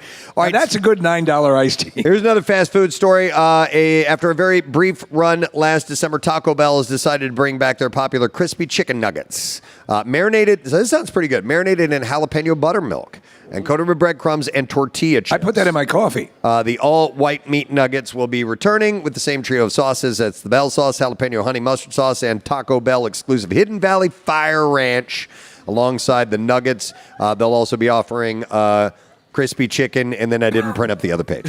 The hell with it. No, crispy chicken burritos and tacos as well. So another fast food story. Wendy's is taking the Frosty game to the next level with two new options, Frosty Swirls. And Frosty's Fusion. And then Frosty Squirt. So Swirls let you pick a chocolate or vanilla Frosty mixed with flavored sauce, and Fusions blend those sauces with tasty mix-ins and that apparently brings you a totally new treat. I wonder how much of that stuff, for example, those secondary menu items actually account. What percentage of sales are based of Frosty? I mean, how much money does the Frosty generate for Wendy's? Well, it comes with their meal. So does it? Yeah, like if you know how you can get like like a 1, 2, 3, whatever. They all come with the Frosty. You have to indicate otherwise. Oh, okay. All right. I didn't know that. The upgrade follows in the footsteps of McFlurry and the Blizzard. So those are, those do well. So they want to follow up. And they've been having flavors like the Thin Mints already making waves. So they're doing well with that so far. All right, and then one last fast food story, and then we'll move along. Chick-fil-A. Breaking out a spring menu with a returning item for a limited time. They announced the Smokehouse Barbecue Bacon Sandwich that will be returning nationwide on the 17th. And diners are going to be the favorite of training athletes. Diners are going to be able to choose from original, spicy, or grilled chicken fillets. Another item coming to the menu is the assorted pineapple dragon fruit beverages. Wow. Including frosted lemonade, lemonade iced tea, and Sunjoy. Dragon fruit is great in smoothies. It helps literally make it creamier, and it's healthy and it's damn tasty. It doesn't really taste like anything. It doesn't taste like dragon. Well, it doesn't taste anything like dragon. Although that's not fair because I don't know what dragon tastes like. I know. I've had it. Yeah. It might taste like exactly like Outback dragon. used to offer a dragon burger. It's pretty bland. I think they use it for the coloring too. And the coloring and the dragon fruit consistency, yeah. Okay. All right, let's see if we get a winner. Play the clip again, please, Jason. Excuse me, Ron. I need to use the bathroom. I think it's the pate. Sure, it's over there. Thanks. Stuff probably looks better on the way out, huh? All right, Case, we got a winner? Yes, Andy Schaffner. He guessed correctly Ace Ventura, Pet Detective. All right, give him a $50 Acme Markets gift card. Congratulations to you, sir. All right, we have one more clip to play and one more story. So, Jason, let's fire that last one up, please. Well, you always ask so much of me. I have to understand every nuance of a song. I have to give a full-out performance, but everyone else can just get through it. I mean, he's chewing gum. Chewing gum helps me think. Sweetie, you're wasting your gum. All right, let's see if you know what that is from. All movies in Florida, by the way. Well done. I didn't know Cool Hand Luke was in Florida. I guess so. I didn't know that either. Yeah, I thought it was more like Georgia. Yeah. But, maybe. I don't know. Florida's down Georgia. south. Yeah. Yep. All right, order up. One last story, and this is an article that I saw of the worst food crimes that people have witnessed. And I'll give you some examples. And I don't know what the... It's just like killing someone with a chicken leg? No. This is a Reddit was a source of this, by the way, but I'll give you an example. This one says, whenever my dad goes on a diet, he eats post-apocalyptic type stuff to keep his calorie intake low. And I saw him empty out a can of Spam, cut the giant cube in half, and then microwave it for a minute. And that was his dinner. So, okay. yeah. I thought you were talking like food crimes, like when I go into the fridge for my leftovers and somebody in my family ate my leftovers. Right. That's a moral crime. That is, I think it's punishable by death. Yeah. That's a bad one. Yeah. What have you done to thwart that? Do you leave a note on it or anything now? No, I don't do. No. Put out a dad warning. You tied the handle to a shotgun. You know what's so funny is my. I should do that. Inside, you have a small pump shotgun. Bam! My youngest is she gets so butthurt if we go out. She's eating it wrong. If we get food and we don't get something for her, right? Like she'll be out with her friends on a Friday night or whatever, and she comes home and she'll see you guys got sushi without me, and she gets so butthurt. Yeah. But she eats my leftovers, and I'm like, do you remind her? Yes. All right. The back of my hand. Here's it. She doesn't care. Here's a different food crime. This one says, one of my best friends growing up would eat a Big Mac layer by layer. So he would take the bun off, eat it, put the toppings on the first patty, eat the middle bun, and so on. Oh, this guy right here says he does that. Are you serious? Get out of here! No, come up here. Come on. I want to put you on the microphone. I want to, By the way, if you've never heard a raving lunatic, you're about to hear one. Yes. What's your name? I'm Robert. Robert. Disney artist. Robert. Oh, yeah. Party up in cardboard as well. That's right. I didn't recognize you without your pork pie hat. You have it over there on the table. Okay, so why? What's up? I don't know. I just eating it separately. Like even like an Egg McMuffin, I'll just eat it separately. I don't know why. It's just. Do you on your plate when you have stuff laid out? You eat separate? each thing fully and then progress around the plate, or do you ever? No, mix I just make it a things? mess. All right, what is your Big Mac progression? Where do you start and where do you finish? I From the open it bottom up in up. half. I usually go with the bread first before it gets soggy, and then I will just literally pick up each patty and just eat them like it's. Wow. Okay, the Big Mac is a messy sandwich. You're making it messier by doing Of course. that. I will tell you Why this not? though: the Big Mac, for its taste to be intact, and I think you're a Big Mac fan as well, Preston. I am big time. You've got to have all the flavors in your mouth at once. Yeah. Much like adult films. Yes. Oh yeah, exactly. But one thing I do is I actually take 1 bite or 2 bites first of the whole And thing. then take Oh, it apart? I all open right. it. All right. Okay, And I so you gotcha. That is deconstruct so it. bizarre. Yes. All right. Yes. Okay. All right. Thank you. Thank you for that. By the way, Robert's he's an animator. He's an artist for Disney. And he actually does the animated works. He sent me a picture. Sent me a picture yesterday, Preston. He's doing these drawings of Mickey. Wow. And he wanted to bring them in today, and there they are. Yeah, like here's a sketch of Goofy. Like he literally works for Disney doing these. Very nice. Yeah. So and what is that you're holding up there? what that is looks like Pluto. Yeah. Yep, it's a Pluto. Yeah. Wow. Hey, Robert, did you ever do that hot Ariel that I requested? Ariel's hot to begin with. Yeah. But she can be hotter. Yeah. Uh-huh. All right. Look at that oyster between us. By the way, so my friend, speaking of deconstructing the Big Mac, my friend Lori Chapman, we always give her a hard time because she will turn a sandwich into a salad and a salad into a sandwich. Oh, yeah. So when she breaks apart the sandwich piece by piece and eats it with a fork and knife, but then when she's eating a salad, if there's bread, she'll take puts it 2 on. pieces of bread and she'll take little bits of the salad and put it on there and eat it like She's a contrarian. Yeah. You told me about this, and then when I actually saw it in action, it's so great. Yep. So funny. All right, a couple of other food crimes, and then we'll move along. Like this one says, I watched my brother-in-law make guacamole with mayonnaise. Ew. No. Just ruined it. Here, listen to this. A friend methodically peeled a large orange, hollowed out a Costco muffin, placed the orange inside, and ate the muffin like a sandwich, like an orange sandwich. That's just someone who's off their meds. Yeah. Wow. Yeah. You're right. What are your thoughts on, is it ever okay to eat pizza with a knife and fork? Yes. Yeah, I'm I do okay with that. I don't hate it. Okay. Yeah. It's not especially necessary, if it's untamable. If it's floppy. You're right. If it's too floppy. Yep. Like a Lorenzo's?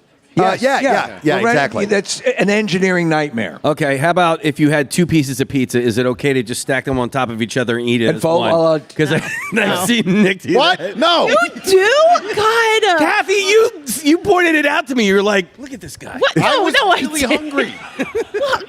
Instead of just eating 2 pieces separately, he put them on top of each other. The classic opening of Saturday Night Fever. Yeah. Tony Manero does that. That's what he does? He puts slices on top of each other. It was my homage and to eats Tony them. Manero. There we go. And by the way, I'm not judging. I thought it was pretty ingenious. Honestly, it's You want to try it. it's efficient. Wow. Yeah. Okay. Well, anyhow, there's an interesting. Everybody's got their own weird thing they eat. Hold on, Marissa. Yes. I saw one at the stadium yesterday, and I have to tell you guys. Okay. Guy next to me at the little condiment counter had a cheesesteak, opened it up. He put on mustard and jalapenos. Wow. Really? On a cheesesteak. Wow. And I kind of like chased him down. I was like, "Can I take a photo of your cheesesteak?" And he was so confused, and he was like, "Well, why?" And I was like, "I just want to take a photo." Well, of wait. your Did cheesesteak." you find out? Is he from the Philly area? No, he's a Buccaneers fan. Well, there you and I go. was like, "This is what There it is. happens." Yes. Philly, we did this. Yeah. We brought cheesesteaks to Florida, and the Floridians have done with it this. Yep. That's what they've Did done. you tell him you like sex? Sets. What about mayonnaise on a cheesesteak? Well, his wife did that, and Okay. I was like, "Is You that okay?" know this like out west. It blew my mind years ago when we moved out to California for about a year. That it is standard to have mustard on hamburgers, like at McDonald's. I didn't, I never heard that before. Yeah, like on their cheeseburger, they put ketchup and mustard. Right. On McDonald's Mickey D's. cheeseburgers, yeah. So, but just mustard, yeah, that's a little bit different. All right. Anyhow, we need to find out if somebody knows what movie this final clip is from. Here we go, Jason. Well, you always ask so much of me. I have to understand every nuance of a song. I have to give a full-out performance, but everyone else can just get through it. I mean, he's chewing gum. Chewing gum helps me think. Sweetie, you're wasting your gum. All right, let's see if you know what movie it's from. Casey, who's our winner? Is there a Robin Fiorentino in the tent? Yes! There she is! She guessed correctly. That is from Birdcage. Great scene, great movie. And we are going to set you up, Robin, with a $50 Acme Markets gift card. If you're hungry in a hurry, Acme's Flash Grocery Delivery or Pickup gets you fresh groceries in 30 minutes or less. Fresh, fast, fresh, and right to your door. Acme Fresh Foods and local flavors. And that is it for the Connoisseur on this Friday morning. Thank you. Yes. All right. If you're just tuning in, yep, day number 2 of a broadcast from Clearwater, Florida, and we are at Coco's Crush Bar. Glenn, our friend, the owner, is from Philadelphia, and he brought the amazing Jersey Shore libation, the Orange Crush, to this area, and it's all the rage. He cornered the market on it. Yeah. And you'll see them all over the place. They were making them at the ballpark yesterday as well. But here at Coco's, there are 12 different ones, I think. Yes, sir. Rick. So we're gonna take our Try trip 'em all. through those. And it's called the Passport, right? I made that up. Yeah, I don't know. Or is it the bingo card? The bingo or? card. What is it? And Doctor over here is Passport. Okay. All right. So, real quick so that's 12, but does that include the tequila crushes, or is that a whole other separate category? I tell you what. Yeah. Let's take a break All and right. we'll come back with an answer. All right. So we will take a quick break and we'll come back. We got the B file. We got some guests arriving, and we're here. You guys having a good time? We'll be right back on MMR.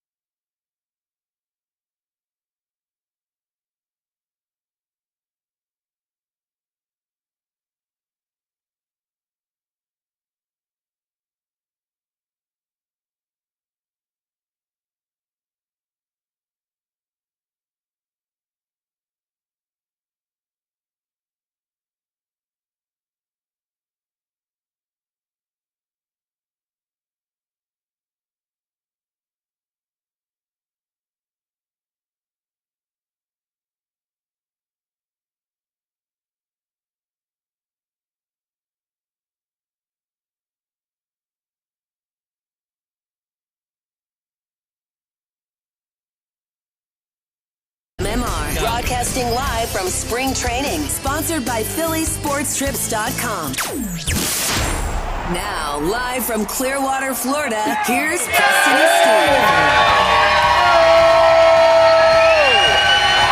All right.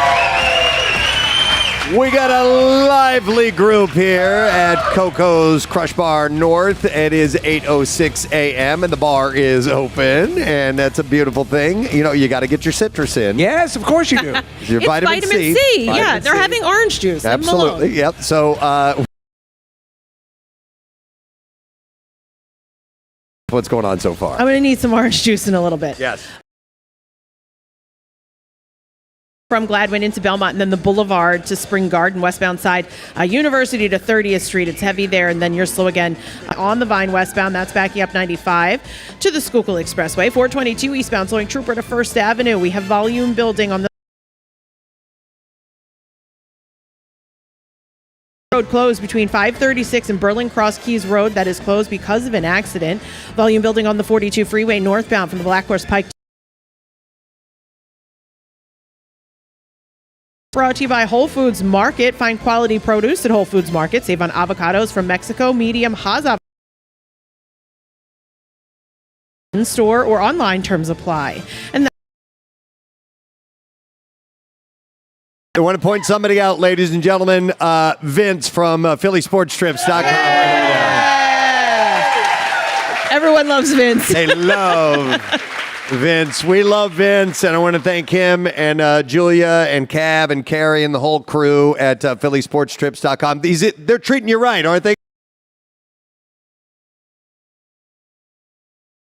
And he said he already booked his trip for next year. Oh, That's love the way it. to Just do because of his experience thus far. Very smart. Yep, you need to check out the website and, next year come along. Because and listen, all year long, they do great events and they scout everything out and make sure you're taken care of. Including Monday night in Tampa against the Flyers. Flyers against the Lightning. You know, people are sticking around and going to that game on Monday night as well. Yep. Real quick, I got handed this. Somebody wanted to send a shout out, so I'm going to do this. A shout out for Main Street Graphics of Maple Shade, New Jersey. Yes. Yep. And Kathy also wanted to send a shout out to you. Oh. I think. Do you mean this, Kathy? Oh, his mom. Me and your mom. Kathy, I didn't know you had an adult son. I do. Sweetheart, thank you. I love you so much. So proud of you. He's all grows up. That's why you were pumping back there. Oh. Come get your milk, honey. Speaking of pumping, Madeline is the lady that brought in the baby, and the baby's name is Leona? Yeah, and so Madeline was saying that they were here on Wednesday, and she enjoyed several Orange Crushes and realized that... is that where the baby's here? Yeah. On the walk home from Coco's North, they turned into more of a stumble. Oh, really? Yeah. Oh, okay. By the way, you can breastfeed. We won't judge here. Go ahead. Knock yourself... Straight formula Straight now. formula now. Yeah. All right, I got it. But for old time's sake, if if you want to. Okay. It is Friday. If you want to breastfeed in front of a tent full of people on a radio show, go ahead. It's not a problem. We're not going to stop you. All right. It's Friday. We have to do our Friday song from Froggy. Let's do that. Here we go.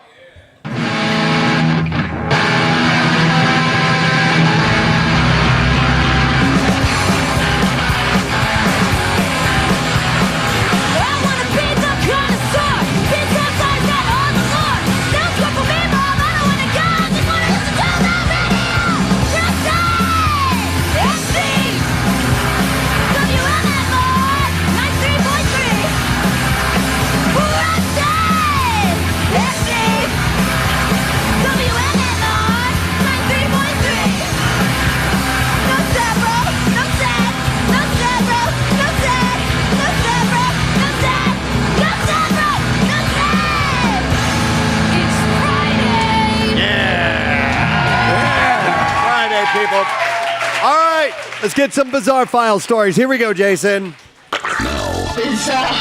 WMMR presents Preston and Steve's Bizarre File. Brought to you by Camelback Mountain, and you can join Marissa and Casey and Nick at Camelback Mountain and their 20th annual Pond Skim, Saturday, March 22nd. And it's going to be the wildest end of season party on the slopes. You can go to camelbackresort.com to get the details. Steve, you'd mentioned earlier this morning as a joke of putting a shotgun in the refrigerator as a booby trap. Well, what was supposed to be a checkup on a vacant family property quickly turned into a tragedy in South Carolina after deputies say a man was fatally shot at a booby-trapped home. Wow. Deputies responded last Monday evening shooting. When they arrived, they said they found 34-year-old Jordan Dove. His teenage daughter told deputies she and her father went to the home, which belongs to Dove's uncle, a 66-year-old man named Alonzo Brown, to check it out. While at the home, Dove was shot by what the sheriff, Thomas Sumner, calls a booby trap allegedly set up by Brown. The daughter told deputies while she and her father approached the home's door, they heard sounds similar to fireworks, and that's when she noticed her father had been shot. Deputies said that they entered Brown's home and found a shotgun was rigged at the back door to go off once anyone attempted to gain entry. And they also found the front door barricaded shut with no one inside. The officer said he had taken a shotgun, screwed it into a stud in the wall, had it aimed toward the door, and then had a pipe pressed against the trigger, wedged into the door. The door opened inward, so when you opened it, it pushed the trigger and fired the blast. Deputies say Brown is currently incarcerated in Maryland, and he was a person of interest in a non-fatal triple shooting in January. Sumner believes that Brown set up a booby trap in fear that the sheriff's office would be looking for him at his home after he committed the crimes that he is accused of in Maryland. Remember the story you had of the guy who actually set up like an Indiana Jones type boulder or something? No, it was a hot tub. Like a hot that he had turned sideways. Right. And it was a rounded hot tub, and he rigged it to roll like either down the stairs or something at you if you triggered this thing. It was really weird. All right, a lighter story. A flamin' hot Cheeto that shaped like a Pokemon sold for $88,000 at an auction. At first, I thought it was Jesus. The online marketplace sold the unique collectible, and the snack food is shaped like the character Charizard and is affectionately known as Cheetozard. Look at it. It looks like the character Charizard. Did any of your kids go through a Pokemon phase? A short one. Yeah, they didn't get too deep into it. Charizard was you sought Charizard. That was a one that was a highly prized collectible. What are Charizard's attributes? You remember? I have no idea. Nick, Not like the metallic or like golden card. There was like something, and we got it, and we didn't know I'm it gonna was go valuable, and then we got rid of it. I'm going to go with yes. Nick, quick question. Is Ben into Pokemon now by any chance? No, but I've seen teenagers My get into son it. wasn't into it years ago when he was the little baby child. Right. Yeah. and now he's almost a young man. Preston, is this somebody that's a Cheetos fanatic or a Pokemon fanatic? You know what? I think it's Pokemon. So bidding on the 3-inch long Cheetos started slowly with an initial bid of $250.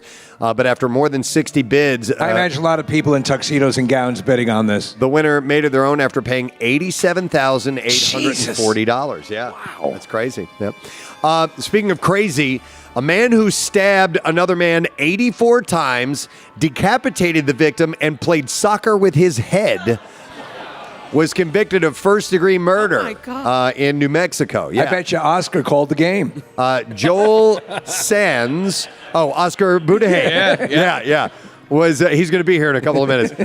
He was found guilty of first-degree murder in the brutal killing of 51-year-old James Garcia. So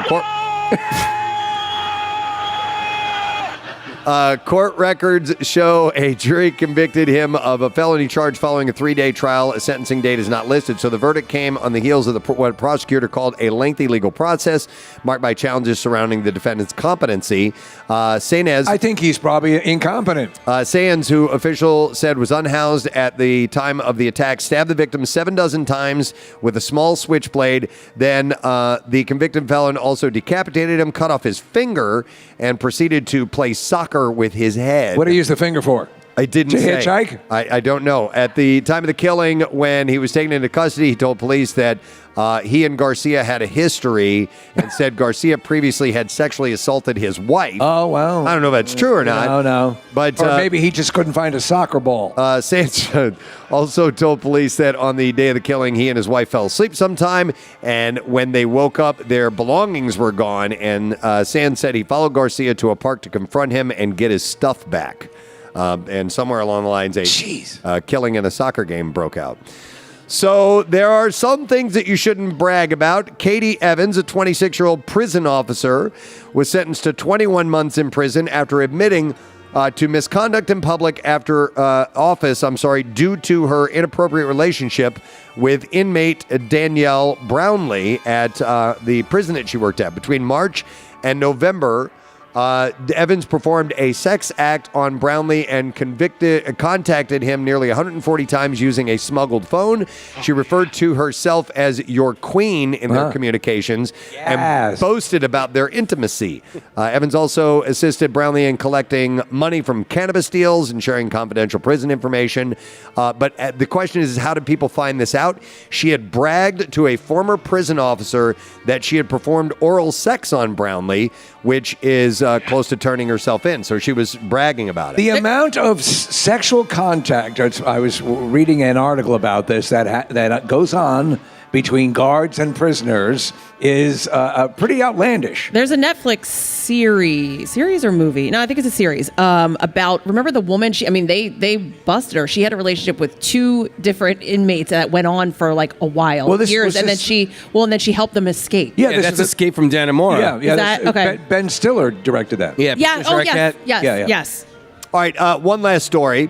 A Chicago Heights crematory has been shut down while the Illinois Comptroller's Office investigates alleged improper storage of around 100 bodies at the facility. Is another one of these. Yeah. The Illinois Funeral Directors Association received a tip last month with photos showing bodies in a trailer on the site of Heights Crematory. At that point, I'd rather have my head cut off and used as a soccer ball. Heights Crematory. You should really put that in your will. Right. Yeah. Hey, looking for an option in the afterlife? Yeah. How would you like to throw thousands of spectators as your head is used as a soccer ball? So Heights Crematory has been closed. Or your sport of choice. The state investigation began February 19th when investigators told the facility owner that they can't take any new cases until they clear the inventory. Everything's got to go. Yeah. We've got 100 rotting bodies and everything must go. Loved ones, children, it doesn't matter. I have a dead body in a wheelchair. About 23 bodies are still left to be cremated. Some are intact, some are soup. But the majority of those cases are missing documentation. We'll throw in the maggots for free. Such as a death certificate or next of kin approval. And they face a $5,000 fine for each violation. And the crematory license could be revoked during the comptroller's office investigation. Does that qualify as desecration of a corpse? Good question. Yeah. Don't really know. But that is what I have in the bizarre file for you this morning. All right. With that, we are going to take a quick break. We have some guests that are starting to arrive, and that's what we're going to get to next. We're going to get a fun game we're going to play with you guys here in the tent when we come back. So we are at Coco's Crush Bar, the North location in Clearwater.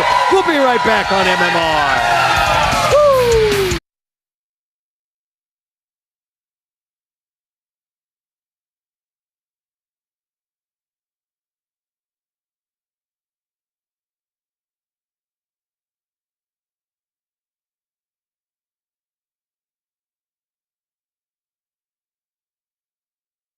Need the PA. All right, hey guys. So, quick announcement before you rush off to get your next cocktail. We're gonna play a game with Oscar Budejen when he gets here, and he is here. Oscar's here. Hey.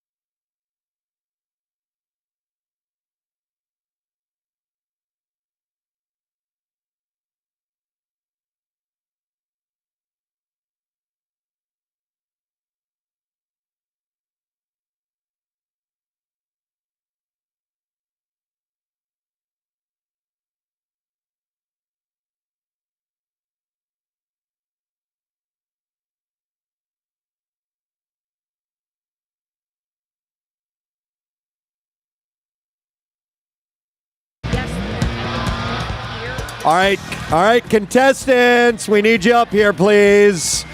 Our contestants, we need you up here, please.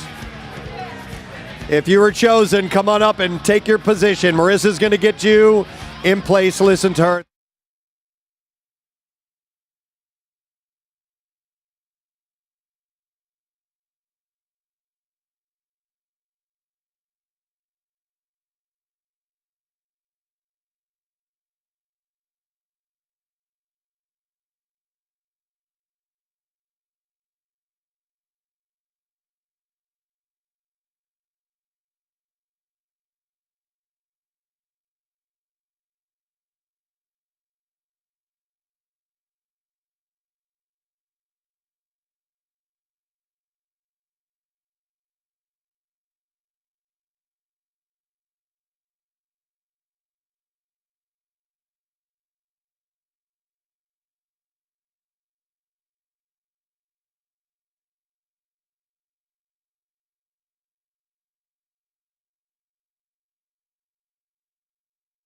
Here's Preston and Steve.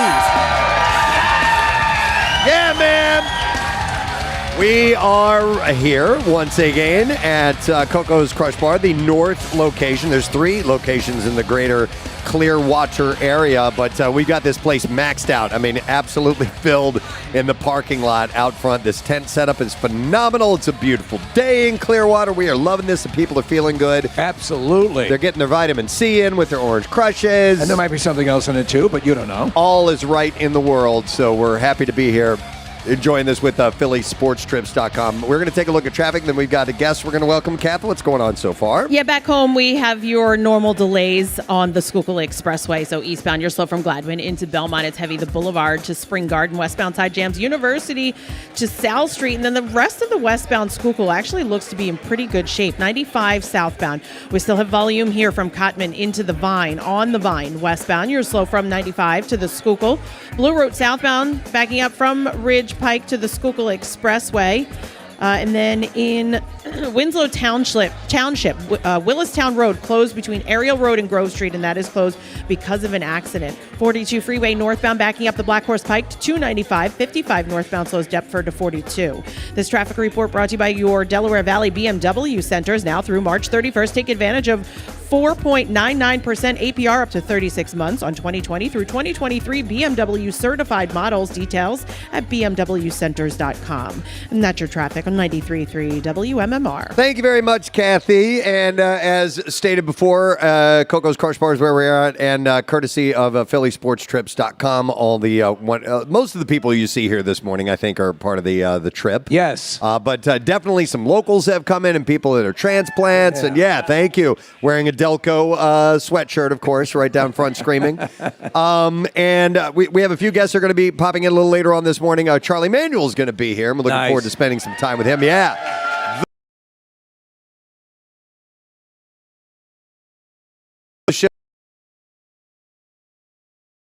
And he handles the Spanish language play-by-play of your Phillies and so much more.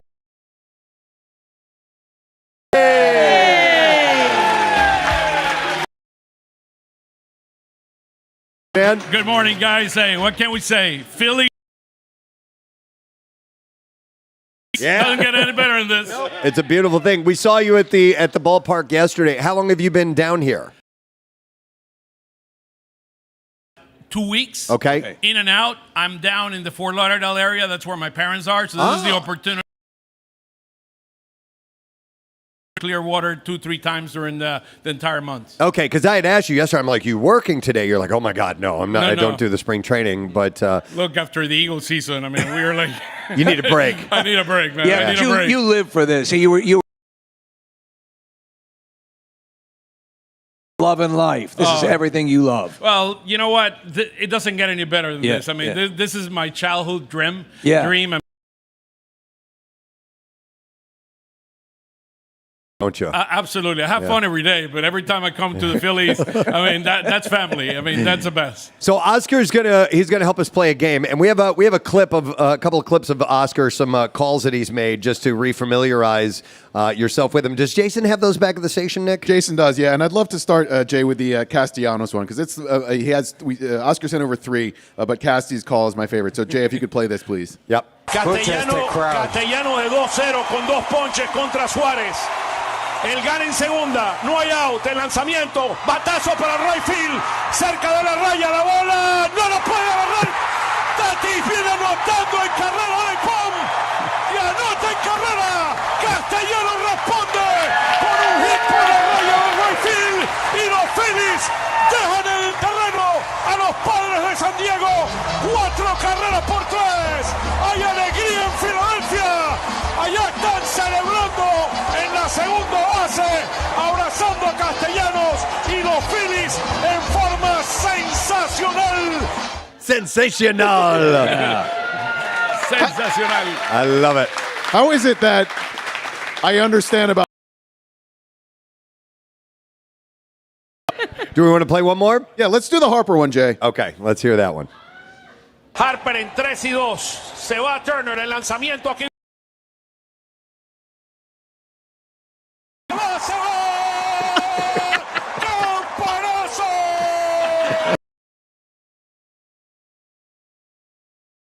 Lip syncing to himself. I got right. Yeah. I got that was a 3-2, right? Was 3-2 count. Yeah, 3-2 count. Yeah. Best hitter in baseball. Yeah. Clutch. Home, I mean, Yeah, over they the told fence. me. They all told me they were going to the left field section. And the balls started raining down on us. Yeah, man. but we all got souvenir balls. It was awesome. It was great. It's the first time I've ever left the ballpark with a baseball. Yes, likewise. So I was happy about that. And a slight heart attack. Yeah, exactly. I mean, literally, I was like, we'd hear something all of a sudden, I would just instinctively go like, put my head above, hand above my head. I don't like balls coming at my face. No. I gotta get out of here. Yes. So Nick and Marissa came up with this great idea to do a contest with Oscar since he was going to be here. So what we're going to do is Nick has pulled, I think baseball is one of the greatest subjects for movies. There are so many wonderful baseball films. Cinematically, yeah, it translates well. Yep, throughout the years. And so there are iconic scenes and lines from movies that are about baseball. So the idea is that we've given Oscar some lines from well-known baseball movies that he is going to transcribe into Spanish and act out before us here. Yeah, and not only are the movies well known, the lines themselves should be well known too. Yep. All right. So what we're going to do is I think we have 11 people that are lined up behind Oscar. He is going to recite a line from a movie. If you know what it is, just put your hand up, okay? And we're going to hopefully choose the first person that we see raise their hand. If there's a tie and we don't pick you, sorry, we just whatever. We're not perfect here. So we're going to pick somebody to answer. If you answer correctly, you get a free drink from Coco's. We're going to set you up with a free crush. How about that? Nice. Booze for you guys. It's easy to Always do. the most popular gift. Yep. And so we are all in the dark on this, too. Nick is the only one that knows. Right. And just real quick, as a technical note, Preston, Jason back in the station, we're going to do 1 through 7. We're going to skip 8, and then we're going to do 9 through 12. So just so Jay knows that. But we got 11 clips to choose from, Preston. Okay. Hey, we're pulling a fast one on Oscar. We want you to do this in Swedish. yeah. Okay, great. Hey, you guys have done this to me before. I mean, Steve, yesterday I was chatting with Oscar, and he said he had an event that he was going to go to last night. He was like, I got to go home and do my homework. So, yeah, we thank Oscar because he took the time to transcribe all this. So he's going to deliver the line. If you know the answer, raise your hand. We'll pick on you when he is done with it, and we'll see if you get it right or not, and the prize. And I'm excited to play. I want to play. We can't raise our hands, but we'll play along anyway. All right, so Oscar, you ready with our first one? Always. Movie number 1. Todos dicen que he tenido muy mala suerte, pero hoy me considero el hombre más afortunado en la faz de la tierra. Oh, my God. Come on, this is a gimme, guys. Come on, guys, this is easy. Come on. Today. I was wondering if there'd be any ringers here who actually spoke Spanish. Wow. Apparently not. Kathy, say what you said again. Today. Hoy. Hoy. Todos dicen que he tenido muy mala suerte. It's bad luck, mala suerte. Pero hoy me considero el hombre más afortunado en la faz de la tierra. All right, hang on. Come over here, bud. We got a hand up. And listen, if we pick you, don't say it. Wait till we call you over to the mic. What is your name? I'm Milky. Milky. Yep. All right, where are you from, Milky? East Greenville, Pennsylvania. All right, buddy. What movie is that, Milky? Major League. He is wrong. Hold on. Do you think you know the answer? Okay. Oh, then what are you yelling? She's excited. He lost. Okay. All right. Well, all right. Yeah. Hold on. We got another one. Come on over. Yep. Come on over, bud. What is your name, by the way? Toasty? Steven. No, Steven? Okay. And is it the Bad News Bears? It is not the best. I'll give a hint. Okay. This is a classic baseball movie, and by classic I mean older, much older. Wow. Okay. Oh, we got all right. Hold on. We have a man with gray hair. Speaking of older. Yes. All right. What is your name? Man with gray hair. Bull Durham. Bull Durham. Much older than Bull Durham. All right. Let's give a clue. Or I was just saying, let's get the answer, and we'll move on to another one. Okay. Yeah. That was the classic Lou Gehrig line from Pride of the Yankees. I was gonna say that. Today. And if you want to hear the actual clip, we can play it for you now. All right. This is the actual clip. Here we go. For the past 2 weeks, you've been reading about a bad brag. Today, I consider myself the luckiest man on the face of the earth. That's it. That's a classic line. Were you repeating today, as if it was echoing? Today, hoy. Oi. Gary Cooper. Okay, let's do another movie then. All right, next one. Ok, bueno, entonces supongo que solo queda una cosa por hacer. ¿Qué es eso? Ganar todo este estúpido torneo. Wow, it's like another language. I almost feel like we need to open this up to the rest of the tent now. I think we might have like to. anyone. Does anyone in the tent know what that is? Raise your hand. Not one person. I didn't even know it before. You didn't know this either, Oscar? All right. Damn. And I honestly, I really did try to pick obvious lines from obvious movies. And here's a hint. In the last round, somebody actually guessed this movie. Okay. All right. Right here. Let's be, what is your name? You can move that microphone down, by the way. All right, what's your name? Lauren. All right, Lauren, what is that movie? I'm going to say Major League. She's right! And it's just that easy. All right. Now I'm curious as to what line that was. Jay, you want to hit it? Well, then I guess there's only one thing left to do. Okay. What's that? Win the whole f***ing thing. Nice. There you go. Did you curse in Spanish? I said beep. Did you hear that? What is beep in Spanish? Beep. All right, next line. Oh, by the way, yeah, you get a free drink, by the way. So, Yes. Yeah, congratulations. All right, here we go. La única constante a través de los años, Ray, ha sido béisbol. América ha sido dominada como un ejército de aplanadoras. Ha sido borrado como una pizarra reconstruida y borrada de nuevo. Pero béisbol ha marcado una época. Este campo, este juego es parte de nuestro pasado, Ray. No recuerdas todo lo que una vez fue bueno y puedes volver a hacerlo. Oh, la gente vendrá, Ray. La gente vendrá. Yes. All right, this young lady over here had her hand up first. She's wearing a Delco sweatshirt. And what is your name? Nicole. All right, Nicole. And where you live here now, right? I do. Okay. Yes. Yeah, moved 2.5 years ago from Ridley. Okay, Ridley. Yeah. All right, what movie is that? I am going with Field of Dreams. She's right! Well done. Here you go. Your free drink, courtesy of Coco's Crush Bar. All right, we're going to play the actual clip. As far as baseball clips go, this is my favorite line from one of my favorite movies of all times. Jay, if you can hit it. The one constant through all the years, Ray, has been baseball. America has rolled by like an army of steamrollers. It's been erased like a blackboard, rebuilt and erased again. But baseball has marked the time. This field, this game, it's a part of our past, Ray. It reminds us of all that once was good, and it could be again. Oh, people will come, Ray. People will most definitely come.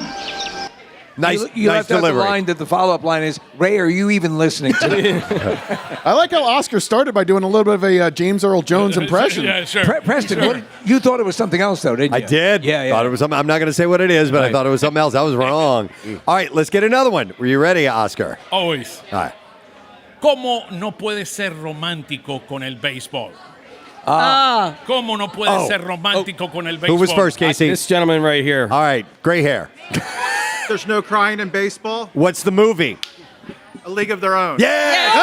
No! No! What? Okay. No, that's the wrong answer. All right, who else had their hand up? You already won. This guy, he was going to Well, this lady jumping up and down over here at this table, she thinks come on Do over. you know it? Yeah, get over. Yeah, come on over. Get your ass over here, and because we're gonna take from everywhere now. Wow. All right, let's see who we have. What is your name? Tori. All right, Tori. What movie? Moneyball. He's right. Tori killing it. That is Brad Pitt as Billy Bean, and we can play the clip, Jason. All right, here we go. How can you not be romantic about baseball? It's a simple line, it's a short line, but it's a great line. How can you not be romantic about baseball? Brad Pitt in Moneyball. All right, another one, Oscar. Here we go. You ready? All right. Yeah. This one took me about half an hour to prepare for it. Oh my God, you poor thing. Hey, Yankees, pueden llevarse su disculpa y su trofeo y que los pueden meter por su trasero. He even acted. What? That's not Pride of the Yankees 2, is it? I heard Yankees in there. Hey, Yankees, pueden llevarse sus disculpas y su trofeo y que los pueden meter por el trasero. All right, we got a guess over here. Come on over, bud. Step up to the microphone here. It's Milky. He's not 100% sure. All right, thinking. Milky, what do you think? It's the what the hell is the kid's name? He's Rookie of the Year. Rookie of the Year? No, that's not right. All right. 0 for 2. Hold on. Shelly girl thinks she knows. Yeah, come on over. Yeah, why not? What the hell? At this point, we have abandoned just these people. Yeah. We're going whole room here. All right, Shelly. Hi. Sandlot. She's wrong. Oh. Wow. Okay. Come on. Yep. Pride of the Sandlot. All right. Nope. Actually, I chose the girl behind you there, Heather. Come on, Heather. I'm talking to you. Come on. I was telling this guy that you were the girl behind him. All right. What is it? Is it 61? Nope. No. Now you can get up here. And let's let the Green Lantern come over here. And who is it? What is it? Is it Bad News Bears? He's right. Hey! Oh! Yeah. At the end of the movie. Yeah. At the end of the movie. I picked this No, line. at the end of the movie is where that line comes out. Yeah, Yes. Bad News Bears. I picked this line for you, Preston. It's Tanner Boyle. Yep. Jay, if you can play the clip. Here we go. Hey, Yankees, you can take your apology out of your trophy and shove it straight up your ass. That is awesome. That's great. They remade it, but that's the version. That movie cut deep when it came I'd like out. to say excellent acting, Oscar. Yes. Oscar doing a falsetto. Now it's going to get more fun here. All right, so we got Oscar Budejen, the Spanish language play-by-play. If you're just tuning in, he's delivering famous movie lines about baseball for us in Spanish, translated. Here we go. Yo las he probado todas. Another one. Se los digo de verdad. Y la única iglesia que realmente alimenta el alma día tras día es la iglesia del béisbol. Wow. That's incredible.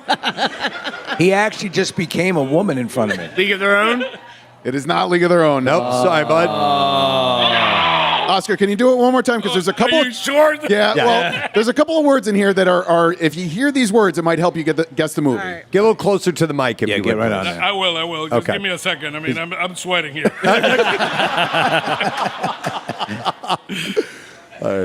Yo las he probado todas, se los digo de verdad, y la única iglesia que realmente alimenta el alma día tras día es la iglesia del béisbol. Wow. No. It is. It's the first line of the movie. It opens this movie. this baseball movie. Wait. It was mentioned before, by the way. It was. I think I know what it is. All right, we got a gentleman here. What's your name, by the way? Aaron. Aaron. All right, my man. What is it? Come on. Field of Dreams? No. Aaron. Something about English I know what and it is. baseball? All right, Steve knows what it is. Steve, take your guess. Bull Durham? It's Bull Durham. It's Susan Sarandon at the beginning. It's the Annie Savoy voiceover. Steve gets a free drink. Steve's going to buy crushes for everybody. Hey, or one of everybody. Sorry. Jay, the clip, please. Here we go. I've tried them all, I really have. And the only church that truly feeds the soul day in, day out is the Church of Baseball. I mean, I knew it was Susan Sarandon by his impression. Yeah. Spot on, but I just couldn't remember you thought which it was baseball. Atlantic City. Yeah, I couldn't remember which baseball movie. All right, so number 7 coming up. This is one of my favorites, and it's also the longest. So bear with Oscar. You should be able to get this one. And Preston, this one is also for you. Okay. Me. Sí. ¿Estás llorando? No. ¿Estás llorando? No. No se llora en el béisbol, no se llora. ¿Por qué no la dejas en paz, Jimmy? Cállate, Doris. Roger Hornsby era un manager y me llamó un montón de porquería. Y eso fue cuando mis padres condujeron hacia Michigan para venir a verme jugar. No llores, no llores. ¿Sabes por qué? Porque en el béisbol no se llora, no se llora. Like everyone's hand went up. Can you even pick who got it? Well, I'm gonna let this guy hasn't had a crack at it. Everybody else has been on the mic but him. So, what's your name, bud? Lou. All right, Lou, name that movie. League of Their Own?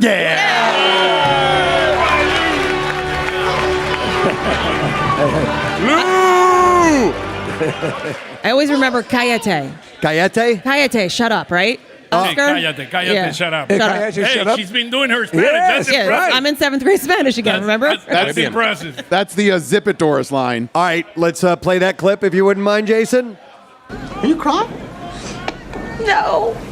Are you crying? Are you crying? There's no crying. There's no crying in baseball. Why don't you leave her alone, Jimmy? Oh, you zip it, Doris. Rogers Hornsby was my manager, and he called me a talking pile of pig shit.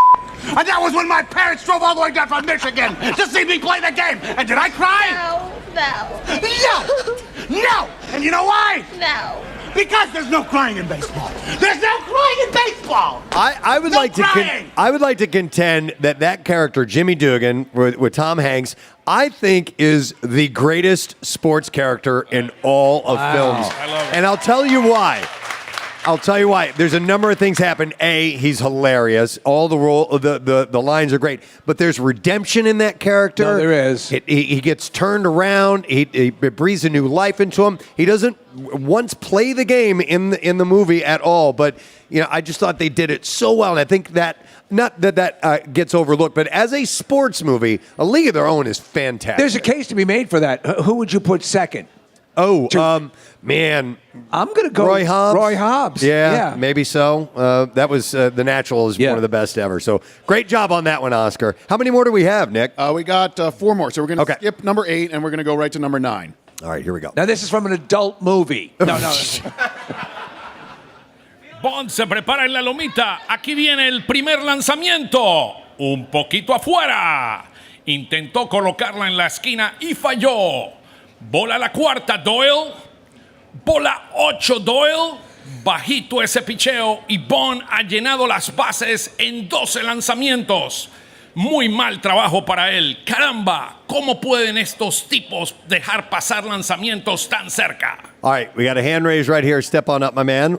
What movie? Major League? He's right. That is correct. Doyle. Harry Doyle. Yep. The late, great Bob Uecker. He's the best. Get a free crush for that man right there. And we'll play the clip for it. All right, Jason, here we go. Vaughn into the windup in his first offering. Just a bit outside. He tried the corner and missed. Ball 4.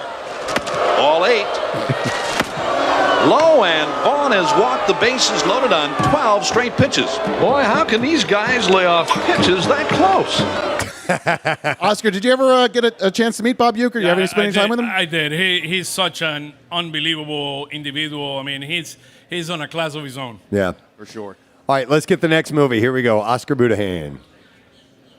Chicos, se hacen los tontos con la pelota por el infield. Se hacen los tontos hasta llegar a primera base. Se hacen los tontos entrando y saliendo del dugout. ¿Saben en qué se conviertes, Larry? En un tonto. Un tonto. ¿Cuál es nuestro récord, Larry? 8-16. ¿Cómo ganamos 8? Es un milagro.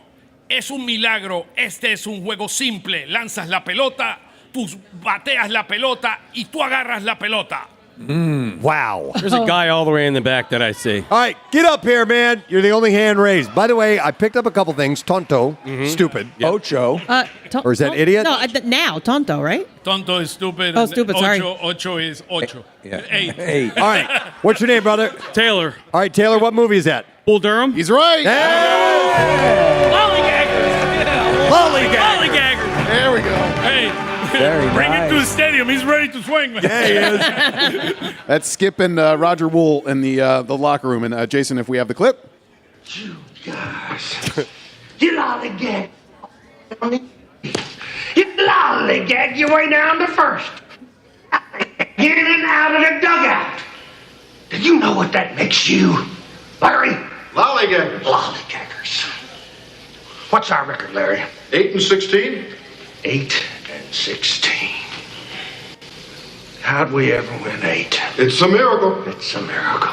So when you said lollygaggers, I heard it as a Spanish word, I guess. Right, yeah. Yeah, were you saying lollygagger? Sure, absolutely. Okay. Whatever you say. All right. Oh, my God. All right, we got 2 left, right? Here we go, yeah. All right, here we go. Podría haber sido mejor. Podría haber batido todos los récords en el béisbol. Y luego caminaría por las calles, la gente me miraría y me diría, ahí va Roy Hobbs, el mejor en la historia del deporte. All right, we got one over here. Come on over, my man. Let's see if you know what movie that is from. And your name? Dan Doyle. Dan Doyle? Yes. All right, what movie? The Natural? Yes, Roy Hobbs. Correct. That's a great baseball name, Dan Doyle. Yeah. Dan Doyle. Impressive. I love it. The music we're playing every time Is anybody wins The is Natural. from The Natural. Yeah. Randy Newman. Randy Newman. All right, let's get that clip, Jason. I could have been better. I could have broke every record in the book. And then? And then, I walked down the street, people would have looked and they would have said, there goes Roy Hobbs. The best there ever was in this game. And there it is. It's a great line. That's a miraculous thing because that book is a big downer. The actual story ends not good. Oh. And they turned it. Roy Hobbs takes the money. Yeah. And he's going up the steps, and the kid goes like, "Why, Roy? Why?" Really? It's Like saying it ain't so? completely the opposite. Wow. Yeah. And they turned it. The movie is one of the most inspiring movies of all time. Totally. Didn't know that. He strikes out at the end of the book. Yeah. He doesn't He even hit throws the it. home run. Yeah. All right, we got one more. We got one more. Now, I think this one's going to be a challenge. However, it is one of Unlike the others. It's one of the most iconic lines in a baseball movie of all time. It's a simple line. It's straightforward. It is short, but I think and I hope somebody's going to get this one. Okay. All right. Okay, here we go. Si lo construyes, él vendrá. Si lo construyes, él vendrá. Wow. Wow, that was romantic. All right, we got it. We got somebody to guess. And what do you think? Field of Dreams. He's right. Success. Is it? Well, let's play. Let's play the clip. All right, go ahead, Jason.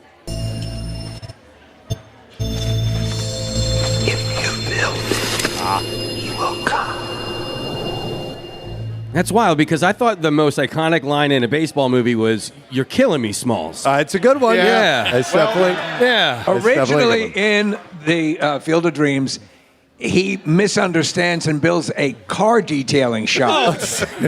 By the way, Casey, that was number 8. That was the one. Get out. That was the one we skipped. It was too complicated for Oscar, and he was like, "No, we're not going to do this one." Oh, really? Yeah, You're Killing Me Smalls did make the contest, but just not this contest. What, to translate it? It doesn't resonate because it's marshmallows and Okay. Man, you did a good job. He did. didn't He just acted. like read the lines. He acted them out. I need a drink. He needs a drink. Hey, do we have a Coco? Do we have a card for him? Yeah. You win.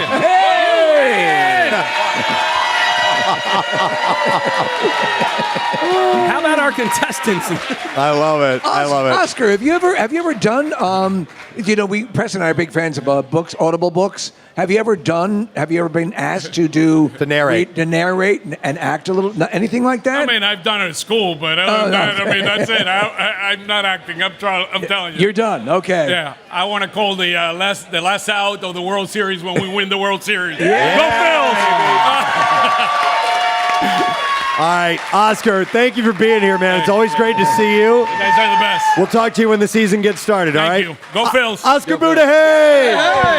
And we do have there's a World Series champion in this tent right now. There's a World Series champion in the tent right now. Is that our next guest? Mm-hmm. Okay, so we have another person we're going to chat with for a moment. And you guys at the game yesterday, did you happen to see the Philly Phanatic while you were there, right? Yes.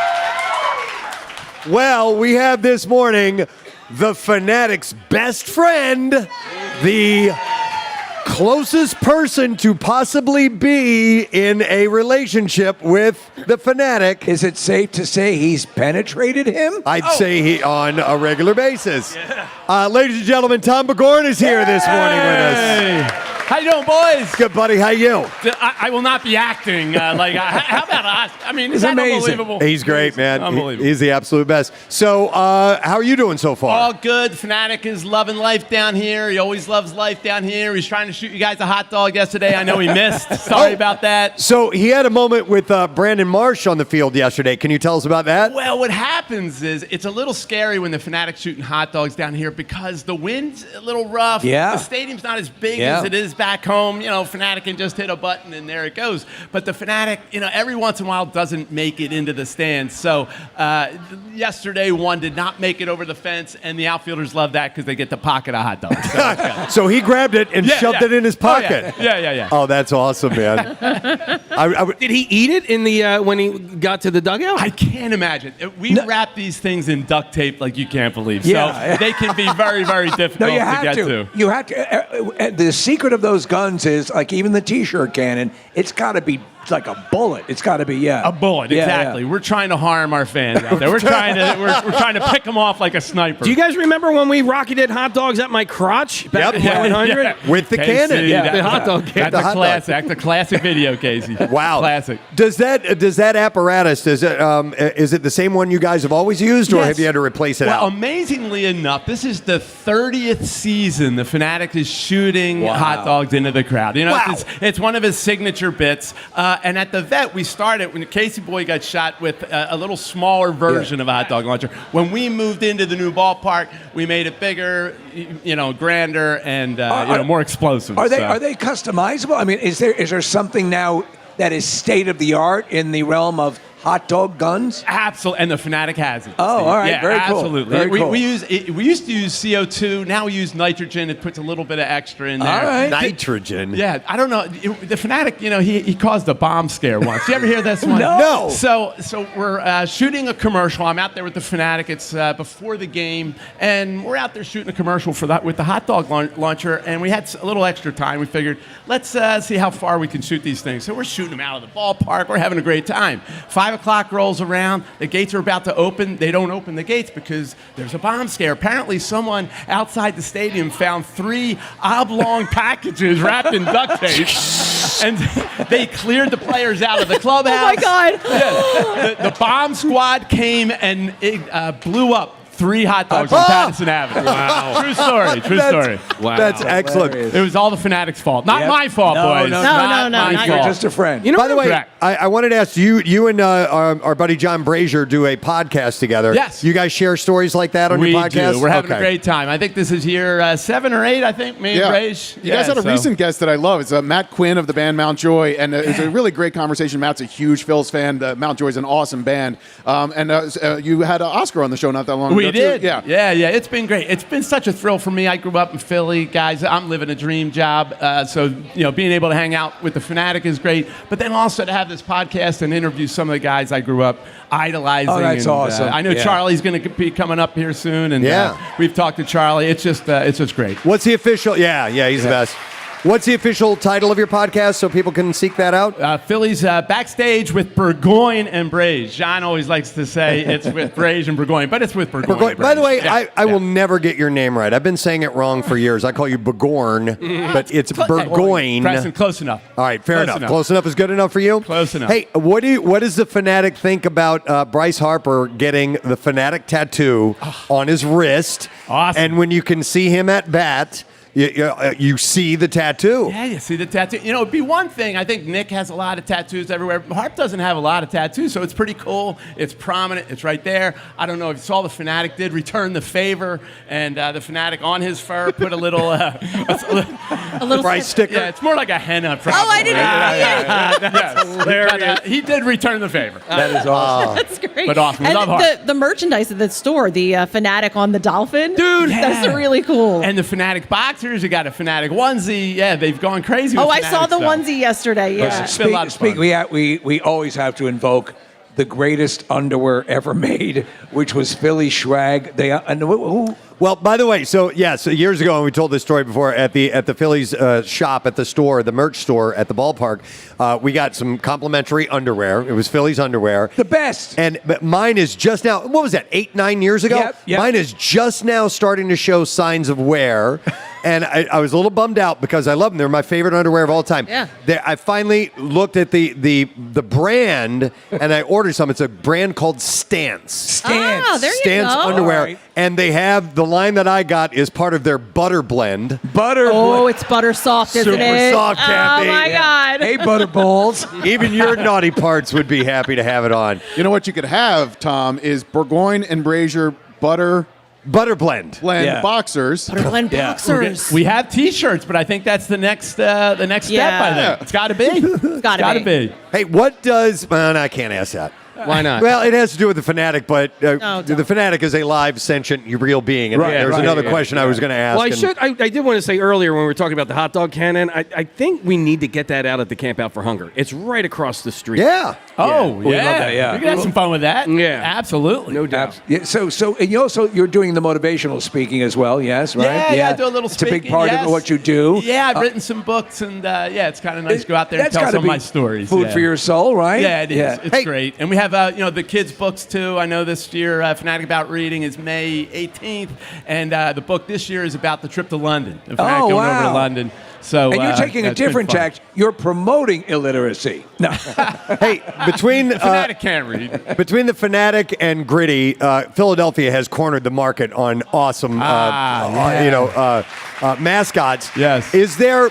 I know that the Phanatic and Gritty get along just fine. Absolutely. But is there a friendly rivalry of sorts, just a little bit? Yeah, we all get along. It's funny. There's a little bit of a text chain too, which is pretty funny. Oh, really? Yeah, I think mine's the my five furry friends. I think, but Fang, Swoop, Franklin, You guys Gritty. are all on in a text chain? Yeah, absolutely. That yeah, is we're- all. I'm we're so usually- jealous. I love hearing that. Yeah. We're all pals. When they reopened 95 after that accident and the 5 mascots went driving up 95 as the ceremonial first car, there was nothing more quintessential than this bridge blows up. And you know what? We're going to send a bunch of 5 mascots over it. It was Only phenomenal. in Philly, Nick. Yeah. Only in Philly. Yeah, it's a beautiful thing. It was Nice. wonderful. Excellent. Well, Tom, we're glad you had time to come by here this morning and say hi. We love what you do. Great you and having the you Phanatic guys in Clearwater. It's are awesome. Excellent. Thanks for being here. Thanks, Tom guys. Burgoyne, the Phanatic's best friend. Wink, wink, nudge, nudge. All right. So I believe we're going to take another break and come back in just a moment. Charlie Manuel is scheduled to be joining us next. He's here. He's here. We'll be right back from Coco's Crush Bar in Clearwater, Florida on MMR.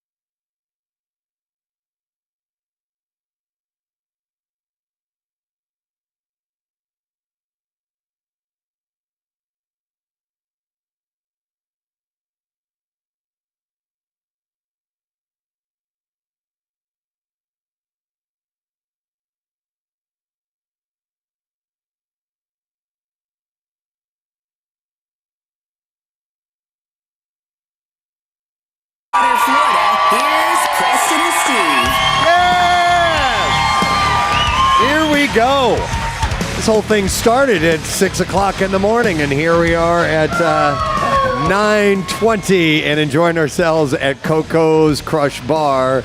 And yeah, man, our final day of broadcasting live from spring training, and it's been so much fun this year. It's been awesome. It's funny, when we were having dinner last night, I was standing outside, and I just hear this kid. He's walking down the sidewalk, and he goes, but I love shirts. Yep. Homemade Preston and Steve shirts over there. Yep. There's a no sad bro, but yeah, I'm going to actually find out who she is Okay. and maybe bring her over, because this gal made this really cool custom Preston and Steve shirt with this Philly skyline. I'll talk to you about that in a little bit. But let's get a look at traffic, and then we are excited to welcome our next guest here. Kathy, what's going on, please? Back home on the Schuylkill eastbound, your jam monk. Backing up from the Ben Franklin Parkway to the Schuylkill Expressway, and then in Winslow Township, Williamstown Road between Ariel and Grove Street, that is closed because of an accident. This traffic report brought to you by Whole Foods Market. Save on your favorite brands at Whole Foods Market. Get 30% off of all Siete items with Prime through March 18th while supplies last. Shop in-store or online. Terms apply. And that's your traffic on 93.3. Our next guest is looking good this morning. Ladies and gentlemen, we have a legend before us.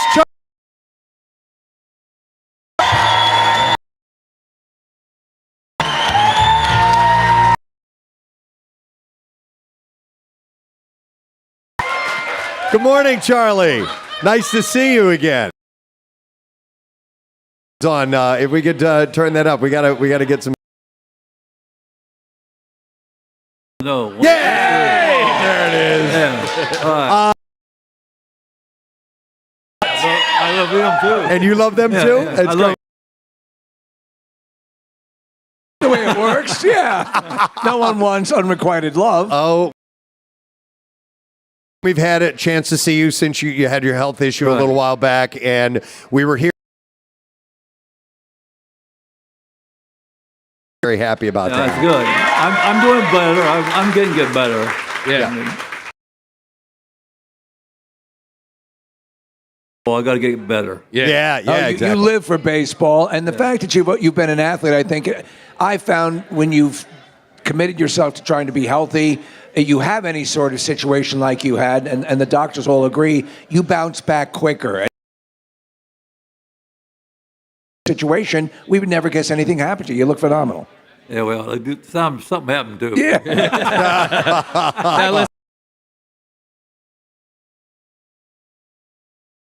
And you especially love the long ball. You're wearing a shirt that says Philadelphia is for homers. How about that game yesterday? How about all of those home runs yesterday? You must have loved that. That's good. Yeah. Love it. The hitting is catching up to the pitchers.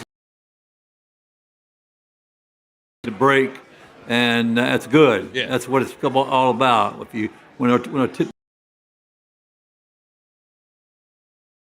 Usually it carries over into the season. That bodes well. The number one main important aspect for the players of spring training? What's the one thing that is the absolute biggest?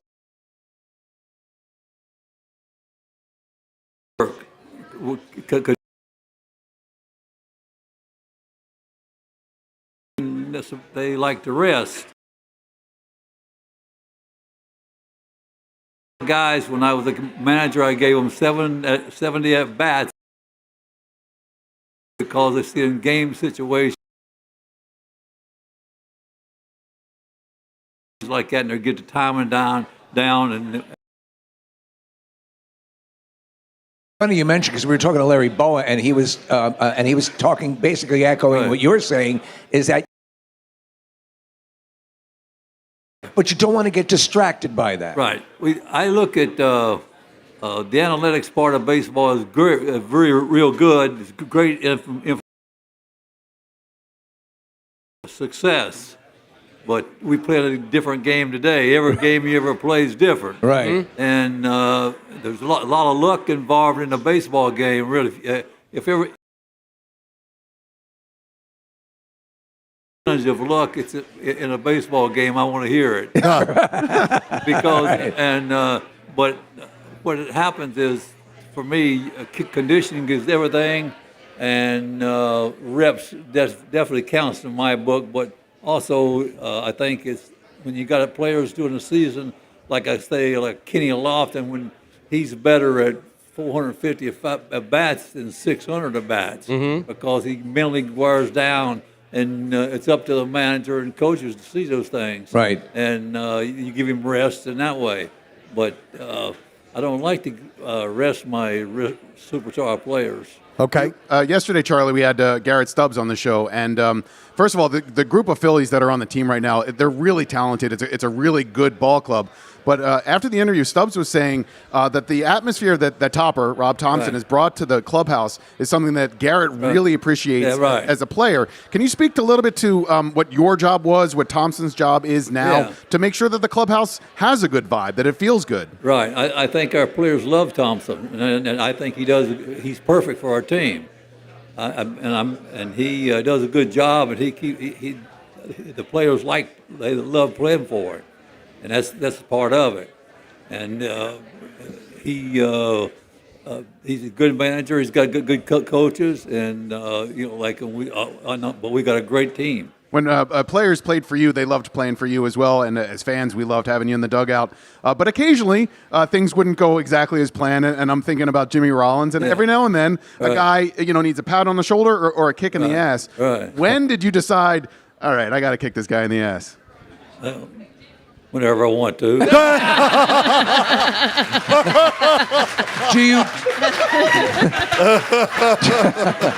Do you ever change it up and kick them in the shoulder? Is that it? Most of the time, it's kicking them in the ass. In your managing career, what decision were you most proud of? I've had quite a few. Matt Starr's home run. Matt Stairs. Yeah. Oh, yeah. Yeah, that was amazing. Jenkins is double. Oh. Leaving Pat Burrell in the game and let him hit against Tampa in a tie game and late in the game. Things like that. All those things, you have a vast history to choose from. The thing about the Matt Stairs home run in Los Angeles, and what I love about it, first of all, he absolutely crushed the ball to right, and it shut up all the Dodgers fans, which made me really happy. But watching the dugout afterwards, watching Ryan Howard's celebration of Matt Stairs' home run, I get goosebumps thinking about it. What was your reaction when you saw that ball leave the bat? When I saw it leave it bat, I just wondered how far it was going to go. He lit it high and long, and I knew it was gone, and just sat there and watched it. Great feeling. What's the most beautiful home run you've ever seen? What one leaps right to mind when you ask, what is the greatest home run you ever witnessed in person? I'd say I was playing baseball in Japan. Yeah. Oh, hit his history-breaking, hitting a home run over my head, and I had the ball in the stands, and they pulled my glove off, and he got a home run. Oh, really? Wow. Yeah. Wow. Yeah. We were just, we just had a bit of a celebration in Philadelphia with the parade for the Eagles. And Preston, in case people haven't heard, what was that? Bring them up to speed. No, but what I was going to ask you was in 2008, you had a chance to ride in a parade yourself. And what do you remember from that experience? That day, it all comes to a head. The city is just ready for this moment. And does it fly by quickly, or did you take it all in and you were able to absorb what was happening? I think I took it all in, really. Yeah. When we first won and the game was over, I sat in the dugout and watched the fans and my players celebrate, which was great. But the next day when we had the parade, everything about it was real. Everybody was happy. Everybody was celebrating, and it was just a tremendous feeling. I was happy. Everybody was running around happy and screaming and hollering and everything like that. Yeah. I like it. Well, I remember you talk about watching the players celebrate at the end of the game. My first thought was, somebody's going to die under that pile. I mean, we're talking about thousands of pounds if you add everybody's weight on top of that, but I guess you don't feel any pain at that point. I don't think so. Yeah. He's not sure. But you talk about the parade and players who have been a part of it, have gone to witness such a thing. You're seeing people, and more than one player has said, it's at that moment, whether it be the Eagles or the Phils or whatever, where you realize what it's meant to the people that you're passing by, and you're seeing tears, and you're seeing people hold up pictures of loved ones who have passed, and that all means something. And to know that drives the players, that they want to deliver that to the people of Philadelphia, means everything. Right. Yeah. Right. So the weight of it, were you always aware of that from the beginning? I've always been aware about the fans and what they mean to us. I've always bragged on the fans. Yeah. Because they kind of took over our team. They liked our players. They liked how we play and things like that, and who we had on our team, the characters on our team. But they thought that our team was theirs, and they was right. Yeah. They create the energy and the life in a game at the ballpark, even when they're not hollering. Right. Really. Yeah. I mean, they like just the sense and the feeling.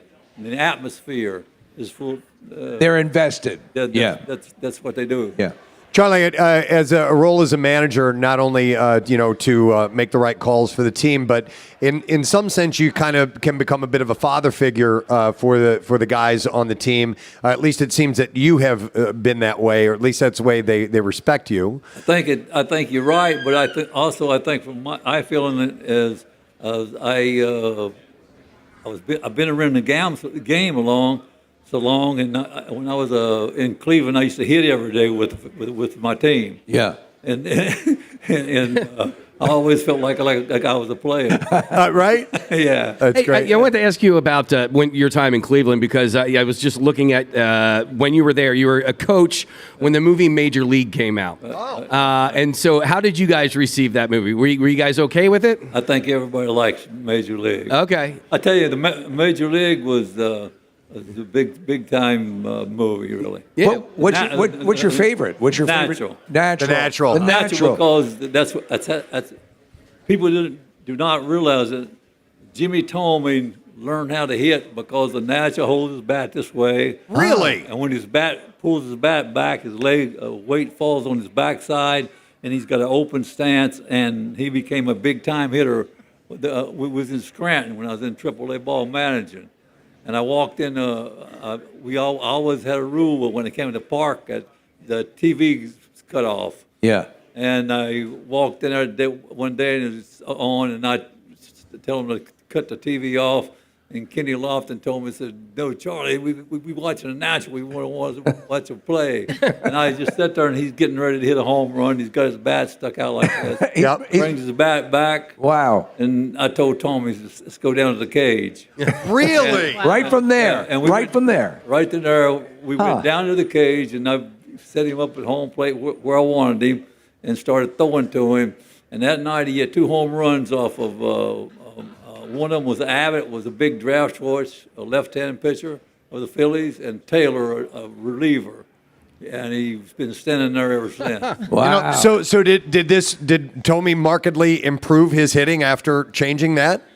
About 5,000%. Wow. I mean, thanks to the Natural. That's awesome. Jim Tomey ends up, having over 600 career home runs. I remember vividly when the ballpark opened, when Citizens Bank Park opened, the Phils had signed Tomey in the offseason. It was a big offseason free agent signing, and he went down to where the ballpark was being constructed. He was hanging out with construction workers and people that were putting that building up, and immediately ingratiated himself into the Philadelphia market. And then you became a part of that as well. And I know, and I just want to hear your story, but Tomey is one of your favorite players of all time. Is that right? Of course. I was with him for about 15, 16 years. Yeah, it started in Cleveland and then finished in Philly. I remember the first hit he got in organized ball. He's up and he swings late on the ball and hits it right down the third base line. And he was really young looking, and he got forced out second base, come back and set it. Buddy Bell and I were sitting together. He just moved in between us. And I looked at him and I thought he wants me to tell him a good hit. and I hit him on his shoulder and I said, that's the way to hit the ball, son. So somebody told me that I need to ask you about your first day in Japan when you were playing in Japan. Did they make you run up a mountain? Yeah. For what reason? We'll get in shape. We had in spring training. We had I first got there today. I got to spring training like 3:00 in the morning. About 5:30, they woke us up and we had to run up the steps. And there's 139 steps. I made 38 of them. And the players were over there laughing and giggling at me. And about 2 weeks later, I could smoke them. Nice. Conditioning. What mountain was it? Because there is a famous. In the southern part of Japan, Yunamoto. Okay. Because I know you see that in all the travel logs, that staircase. Yeah. A little country town called Yunamoto. Wow. In general, was it a good experience playing there? And absolutely. Once you gain their respect, is it a case of having to gain their respect? Absolutely. Yeah. Right. Do you still have any functional Japanese in your? Can you speak any still or no? Goshi Day. Is that about it? Kanbate. Yeah, kanbate. That means I'm not running that damn mountain. You know what kanbate means, Steve? No. Home run. Oh, really? Kanbate. Well, there you go. Yeah. Hotoite. What's that? Leave me alone. Icy Master. I love you so much. I love you. Speaking of Japan, the Phillies actually have made a concerted effort in this offseason to recruit some Japanese players. They have not had many. You had So Taguchi, is that right? Yes. Yeah, in 2008. But it's been one of those things where there's not been a ton of Japanese players in the Phillies organization. And part of the reason why is that because there haven't been Japanese players in the Phillies organization. They like going to places where they know that they have fellow countrymen. So New York or L.A. or Seattle or San Francisco. What would you, if you were scouting in Japan, what would you do to try and lure some of the high-priced talent out of Japan to come to Philly? If I was scouting, I would pull a great player. I could get a good player for us. Yeah, I guarantee I can. Do they still have to be aware of you and obviously what you do? I mean, and you love the scouting process. You love looking at raw talent and seeing potential. Yeah, I go to little league games. I go to high school games. I go to college games. And I go to big league games. Yeah. So we've talked a number of times, and you talk about the mechanics of batting and the whole process, and you micro dissect it. Is that for you the most fascinating part of the sport? Right. How it can be just a slightest nuance can change everything. Exactly. I used to, when I managed the minor leagues 10 years, and every day.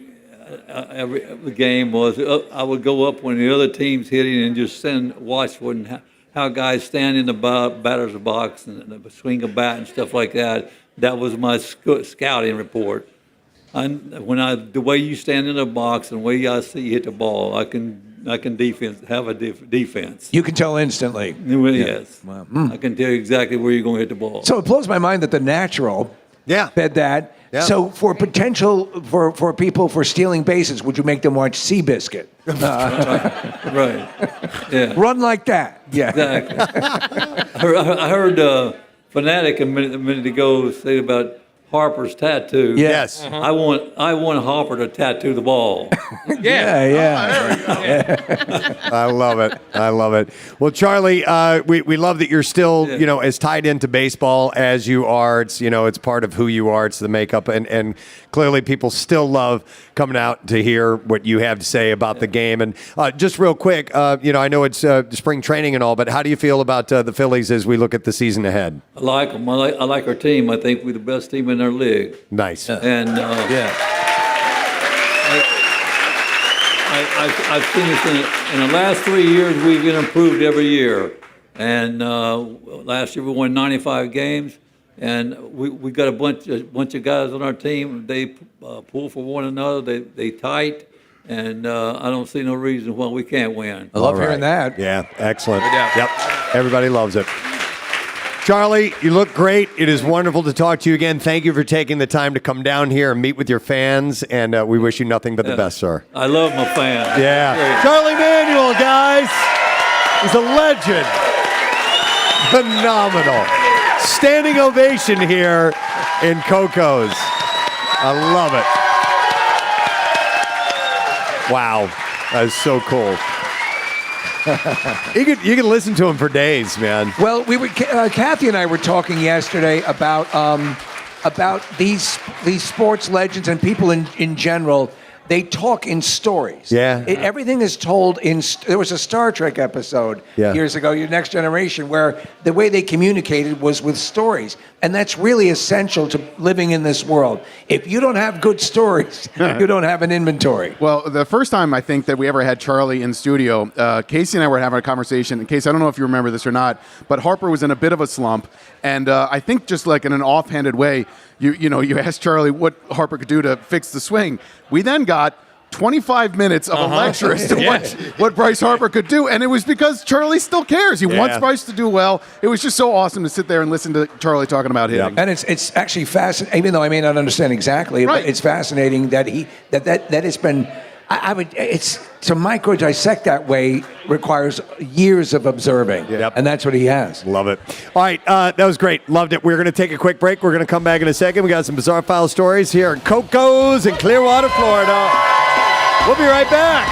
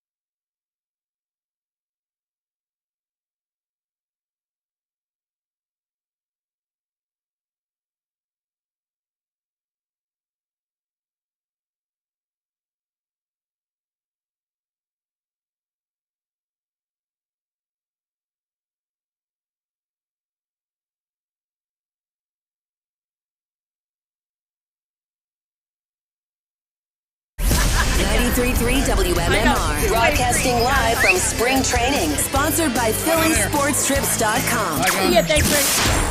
Now, live from Clearwater, Florida, here's Preston and Steve.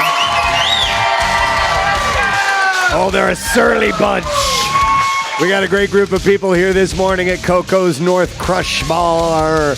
It's 9:50 on a Friday morning with the Preston and Steve show, and we are feeling good, and I hope you are too. I wish I had that here. Weather is beautiful here. We're enjoying it. Back home, decent weekend. It's gonna end with a little bit of rain on Sunday, so heads up on that. But we're gonna take our final look at traffic, see what's happening this morning. Kathy, what's up now? This accident in Winslow Township still has Williamstown Road closed in both directions between Ariel Road and Grove Street. Schuylkill Expressway eastbound backing up from Montgomery to the Vine. On the Vine, westbound, you're slow from 8th to Broad, the Ben Franklin Parkway to the Schuylkill, and then south on 95, the airport. Watch for an accident. This traffic report brought to you by Unbound.org. A girl in Kenya dreams of becoming a doctor. An elder in Guatemala dreams of being part of a community. Reach out and change their world, and it will change your own. Unbound.org.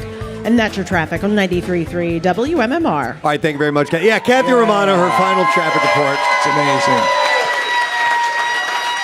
By the way, there's going to be there's entertainment all day long here at Coco's. We're going to get Glenn Such, the owner, on in just a little while. But you can see there's music that's going to be set up, and they're going to be having bands here all day long. He set this up for an all-day party. This is the setup. I mean, we had a tent situation last year, which was awesome, and they've tripled it. The whole parking lot is covered. Yep. But what a great job they did. Yep, we're loving it. So let's do the bizarre file, and then we'll talk to Glenn and see what's in store at the party all day long. So here we go, Jason. WMMR presents Preston and Steve's Bizarre File. Hey! Brought to you this morning by Camelback Mountain. You can join Marissa, Casey, and Nick. They will be at Camelback Mountain's 20th annual Pond Skim, and it's taking place on Saturday, March 22nd. It's going to be the wildest end-of-season party on the slopes. Go to camelbackresort.com and get your details. All right, we'll start with a story out of the general area, at least in Florida. A Disney World guest left fellow passengers on a ride frustrated after ignoring instructions to remain seated during a brief pause. This was last week on Thursday. The unidentified man was on Tiana's Bayou Adventure water ride in Magic Kingdom. That's the new one, right? Yes, and he decided to jump out of his log with his kid. What? The ride had been paused for a few minutes before this guy got out and made a longer delay taking place. This was in the Walt Disney World Tips and Tricks public Facebook group.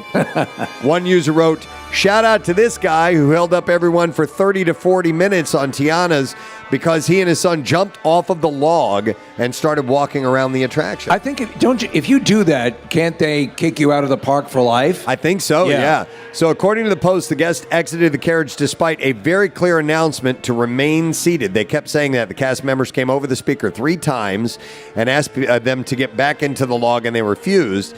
A Facebook member said the man began shining his phone flashlight around, looking for an exit and waving the bright light in the faces of the seated guests, leaving them dumbfounded at the situation. According to the Post, the man was told to wait at the ride, and he and his child were eventually escorted out by employees. Would you have thought immediately that they were park employees putting on a show? Maybe. Yeah. Hey, look, it's the dickhead ride. But, they thought that it would be fun to walk around for a little bit. Right. No, that's not the way it works. All right, I have another Pokemon story today. Oh, wow, that's 2 in one Believe it or day. not. A 10 a.m. restock of Pokemon cards led to aggressive pushing and shouting between 2 men inside a store in front of a card-selling vending machine, and the video went viral. A TikTok content creator called Yak9Official posted a video clip that he claims shows him trying to buy Pokemon cards from a card dispensing machine after it had been restocked that morning at an undisclosed store. The man seen in the video wearing a black hoodie, baseball hat, and white pants was waiting in his car for the restock. Wow. And tried to push this guy out of the way, away from the vending machine. The 2 men pushed and shoved each other, as seen in the video. So they're getting in a physical altercation. Do you remember, I think it was a limited edition collection that I think only Costco had, and there was a full in-store brawl over the Pokemon cards. I believe it. Yeah. So he said he claimed to be in his car, and being in his car was, quote, in line. Oh. So have you ever seen people like that? They think that, they haven't even gotten out and stood in line. You know what's in line? Being in line. Exactly. And so the guy called the police, and he pretended that he fell down and got hurt as well. So he's one of those. I go boom, boom. Yeah. So for decades, a woman named Mary Blakely branded herself as a holistic medical provider, and according to several patients, past and present, said she could detect and treat serious medical conditions. According to a federal indictment, she and her husband Fred are charged with mail and wire fraud, accused of boasting a proprietary smart chip technology in their ultrasound machine, which allowed for more thorough scans. I mean, these people were telling them that they could cure cancer and all this crazy stuff, like an Elizabeth Holmes level. Like they weren't trying to create new technology and have it be on the market. They were just scamming, saying, "Oh, we have a special chip in this machine." And when you're preying on people who are sick, God, yes, it's horrible. So they said that she had smart chip technology, and apparently could treat and cure various illnesses, including cancer. I mean, this is just flat out, these are people that could be getting actual treatment, and they're wasting their time. And if they just sit and believe and think they're actually getting this, benefit from this, then you're essentially killing them. So they have several families have come forward with concerns regarding the care of loved ones received from the Blakeleys, and federal investigators said that her numerous credentials were not as they appeared. They had all these fake credentials and stuff like that, so these people are going to face the music, which they certainly need to. Here's a story out of New York. Fortunately, no one was seriously injured in an unlikely car crash in Westchester County, allowing first responders to lighten the mood a little.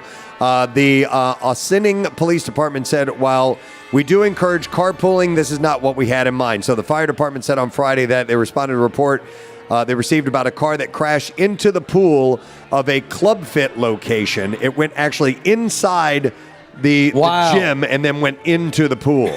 That's commitment. Yeah. Once on the scene, emergency responders found a car driven through the emergency exit door of the pool house, coming to stop around 10 feet into the closest pool section and submerged in the water. The Club Fit staff were able to help the driver out of the car where there were no serious injuries reported. Hey, no cars in the pool. By the driver. And emergency personnel secured the scene, and the car was removed, and no one was hurt, so it ended in a good way. All right, so this is a good story, but pretty wild. When Leon Shevsky learned that doctors had found a donor for his kidney transplant, there was probably no one more excited than his daughter Jennifer, who turned out to be a perfect match. At 73, he is one of the longest living heart transplant recipients, and he has undergone 3 transplants. Wow. So he's the longest living with 3 transplants. The average heart is good for how long? I want to say like 10 or 12 years or something along those lines. Wow. I think that's what they say. So, well, what if you get the extended warranty? Then you've got at least 2 more years. So he's undergone 3 transplants. Like I said, the first was his heart in the 1980s. His second and third, a heart and kidney, came 20 years later. Jeez. Yeah. And now thanks to his daughter, he's getting another chance after the doctors told him she is donating her kidney. What's your blood type? Yeah, she's going around randomly asking people. So, yeah, I thought that was a pretty interesting story. And then we'll do one more and we'll wrap up. And this is another medical anomaly. A 19-year-old Chinese girl has gone viral after posting a video demonstrating her unusual ability to pop her kneecaps out. No. And then back in painlessly because of a condition she was born with. And when she does that, her vagina yodels. That is awful. She claims that she never even knew that her kneecaps were special until schoolmates saw her popping them out of their sockets randomly and then casually popping them back in. Kathy's loving this story. When I go to the massage therapist, I like stay away from my knees. Don't touch my knees. They don't hurt. I just don't pop my knees. You have a like paranoia. A kneecap, and when people can move their kneecap around, oh my god. Some of them freaked out. Her fellow classmates had told her to see a doctor, but her knees have been like this for as long as she can remember. Nevertheless, she decided to follow her friend's advice, went to a doctor, confirmed she has a congenital patella dislocation, which causes her patella, the kneecap, to pop out randomly. Wow. And pop back in just as easily. Is that what you mean when popping and locking? Is that what that is? The physician said that the condition was rare in girls, but reassured the youth that as long as it didn't cause her pain or impede with day-to-day activities, then it wasn't a problem. So I fell on my knee about a couple of weeks ago, and I have one of those. Now it sort of pops a little bit. It's healing, but I agree with Kathy. Anything knee-wise, when they break someone's knees in a movie, not good. Yeah, that hurts. All right, and there you go. That will be the last story in the Bizarre File for you this morning. Yay! They're not cheering that it's the last story. Good job, is what they're saying. A good remedy for knee pain, Preston? 12 of these things. Damn right. All right, so ladies and gentlemen, we want to welcome a gentleman to our microphones. He has been on the program before, and we talked to him a few months ago in preparation for this very trip here. And he is the owner of this establishment. Please welcome Glenn Such. Yeah. Coco's Crush Ball. Yeah. What's up, guys? How you doing? Good, buddy. How you? Oh, man, feel great. What a crowd. This is unbelievable. You know, wow. We talked to you, and obviously we're asking the question. You got, sucker punched by multiple storms. Were you going to be able to have everything ready? I think the proof is right here. Absolutely. Yeah. It sure is, man. Thank you, Philadelphia, for coming back and supporting. So Glenn is a native of our area. How long ago did you move to here? I was at Xfinity Live. I lived there for 8 years. I was at Xfinity Live until we opened it, and then I left around 2017 and came down here. And immediately opened up Coco's? It took me 1 year to figure life out. And then, we opened up Coco's, the original one, which is about a block and a half down the street. 2 years later, we opened this one up, and now we have a brand new one in Indian Rocks Beach as well. Now, was the crush the idea, the inspiration, because that's become your signature here? So the Orange Crush. Correct, the Orange Crush, for sure. I'm from Ocean City, Maryland originally, and that's where the Orange Crush originated. Don't listen to anybody in Virginia Beach. It actually was Ocean City. Those filthy liars. I mean, I associate it with the Jersey Shore because they're all over the place there. Correct. You're right. It's like ordering a Coke at McDonald's. You just get a crush. So I tried that at a bar down here, and they had no idea what I was talking about. So I was literally coming down I-4 from Orlando to sign the papers. I saw cattle to the left of me, and I'm like, well, I can't do anything with cows. And I saw orange trees to the right of me, and I said, I know what I'm going to do, and that's really the inspiration and how this all started. So you never entertained the cow crush? Exactly. We're going to hold off on that one just for a little while. It was a bloody, pulpy mess. I don't know why I did it. Ooh, the cream crush. Yes, yeah. Orange cream crush. Orange cream crush. That might be able to work. I'm not really sure. They got one on the menu. Are you serious? Orange creamsicle. I did not know that. Now with cow. Wow. So tell us about the passport to party that you guys have here. So, well, what's really cool is there's a lady who just grabbed 6 passports to party. So here's the deal. You're in town. We have 12 signature crushes here, all right? So there's no rules. That's the best part. You drink 12 crushes, try all of them. We give you a T-shirt. So you guys fight it over, have your T-shirt, do whatever you want. But you're in town for a couple of days, and it's a lot of fun. Okay, so you don't have to do this in one visit. You don't have to do it in one visit. Okay. Oh, thank God. I can. I'm really good at it. No, you have struck up a deal with the mortuary just in case you do try to do it. Yeah. Well, our coasters are sponsored by some DUI lawyer, so it's really good. Well, I would like to try, if you don't mind, the Bullet, which is whiskey. Bullet Crush. I'm a whiskey drinker, so if you happen to have one handy, do we have it? What are you counting? He has them color coordinated here in front of him, so you're going to get your Bullet. All right, yep. Marissa's going to bring that over to me. He's He's sampling it real quick. All right. I don't think that's it. That's not okay. it. Hold on. All right. Give him a minute. No, that's all good. So there's Endless Summer. There are tequila crushes, the Orange Crush, creamsicle, grapefruit, watermelon, strawberry, lemonade. That's it. Black cherry, that's the one. He found it. Skinny peach, botanical. Which one? The worst part of this job is research and development. It is terrible. While I'm sampling this, Kathy, which one speaks to you on the passport? Whatever has tequila in it. Oh! 1-800-TEQUILA. Right? Tequila Crush. Oh, Tequila Crush. Oh, this is spot on. This is exactly what I needed. Yep, this is excellent. Oh. So good. I think orange and whiskey go together well. People don't realize that. All right, well, Kathy's got her tequila. Everyone just loves when I drink.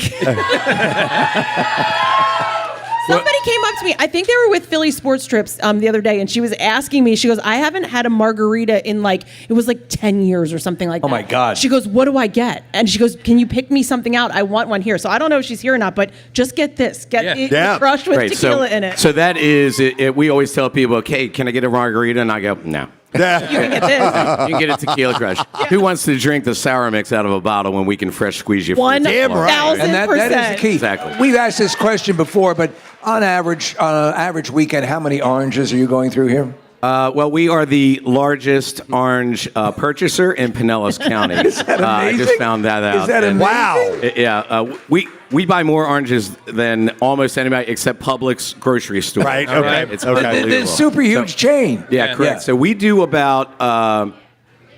Well, I was there till 2 in the morning last night. I know I went through 15 cases of oranges just at one bar. So we do about 45 or 50 cases a day. Wow. Okay, Insane. and you guys hand squeeze these, right? Correct. That's why Sam the bartender has those biceps on her. Everybody's right hand looks really good. Right? Coco's. Yeah. They're all, is it like a crank mechanism that you It pull is, down? yeah, Okay. it's a crank mechanism and takes care You're of it. cranking and squeezing. Oh man. What about your? We could go in a real different direction there. Well, let's not. That's a whole other bar.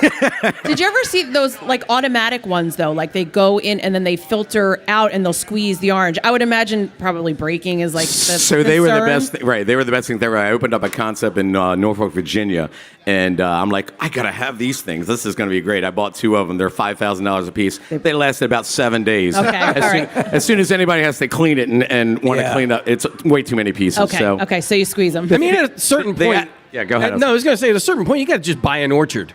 Don't you think? Grow your own. He's pointing to him. Casey's Orchard. I like it. Yeah. Casey's an idea guy. That's all I am. Casey Groves of Casey. Yeah, I like it. This is an impossible question. I'm sure it's like asking you who your favorite kid is, but do you have a favorite flavor? Oh, wow, that is a good question. Right now, it's the Tequila Crush. The Tequila Crush. And then Black Cherry Lime is my would be my second. What are your thoughts on the watermelon? Because that's the one that's grabbing looks my good. attention. Well, it's really hard to fresh squeeze a watermelon, but we try to fit it in there. We try to jam that sucker down. You want a watermelon, Nick? How give him difficult a- is it to hand to somebody? Give the man a Let them watermelon. count Yeah. and figure out which. So one. by the way, for the non-imbiber, you have mock versions of these available? Do you have? We have Virgin Crushes available. Virgin for Crushes, sure. okay. And can you get any of the flavors with tequila in it, or do you just make the one with tequila? We just make that one with tequila, and then the other ones have, some of them have vodka, some of them have Okay. rums. And by the way, we distill our own vodka here now in Florida. We're pretty proud of it. Hold on. What's the brand name? Here you go. He's got it in front of him. It's our Coco's. Yeah, it's our own private labeled. That is vodka. awesome. Yeah, we make we make our own orange and grapefruit vodka. I did it completely out of spite, and it worked out really, really well. All right, so we've got a group setting up over here right now. There's going to be some music throughout the day, right? So this is Ryan Marsh, and this guy can rock it like nobody else. Everybody who was here yesterday morning can attest to that. They had such a good time, they almost didn't get on the bus. Yeah, So- they were telling me about him. You know, they said he had these pedal boards and things like that. Ooh, there's a drum kit over there. Ooh. Oh, yeah. Oh, yeah, this I could get guy's up going to and jam rock. with you. We're going to continue this party. I mean, as soon as you guys are off air, crushes are flowing, and we're going to keep going all afternoon here. You're all right with that, Yeah, right? I think we're good with that. hanging. All right, We're cool. hanging. I think we're All right. okay with I that. think we need to get Preston behind the kit for one song. Yeah. Hell yeah, I'll do it. Damn Skippy. Can I give a shout out to Vinny, Julia, Bob, and those guys from PhillySportsTrip.com? Yes. What a great event. I mean, unbelievable. Here they are. We did this last year. We liked it so much. We tried, hey, let's do it again. And I think we're going to need a bigger tent. I think we're going to need a bigger tent. I think you're going to buy it. We need a new bar. We need a bigger bar. You're going to buy a new Consider bar. it done. I'll just buy another one. That one looks good right next door. We'll see what we do. Yeah, please. No, this is wonderful. We're stoked to be here once again. You got a great place. It's a great combination. And you have a whole. Who went Sangria Crush? Anybody? Yep, I'll try Sangria. Yep. He brought over all of the crushes, and we need to all right. sample some of these. I'm going to try Sangria. What are you going to try, Kath? I don't know. I want to try another one. What do you? Grapefruit? That's a great one. What we heard a recommendation was it grapefruit? Oh, or that. What's the one that you recommended? The black cherry lime. I'll try that one. Hold on. I gotta count. He's got to count. It's okay. You count. We'll taste. But I'm looking at the passport. The Sangria one isn't even on the passport here.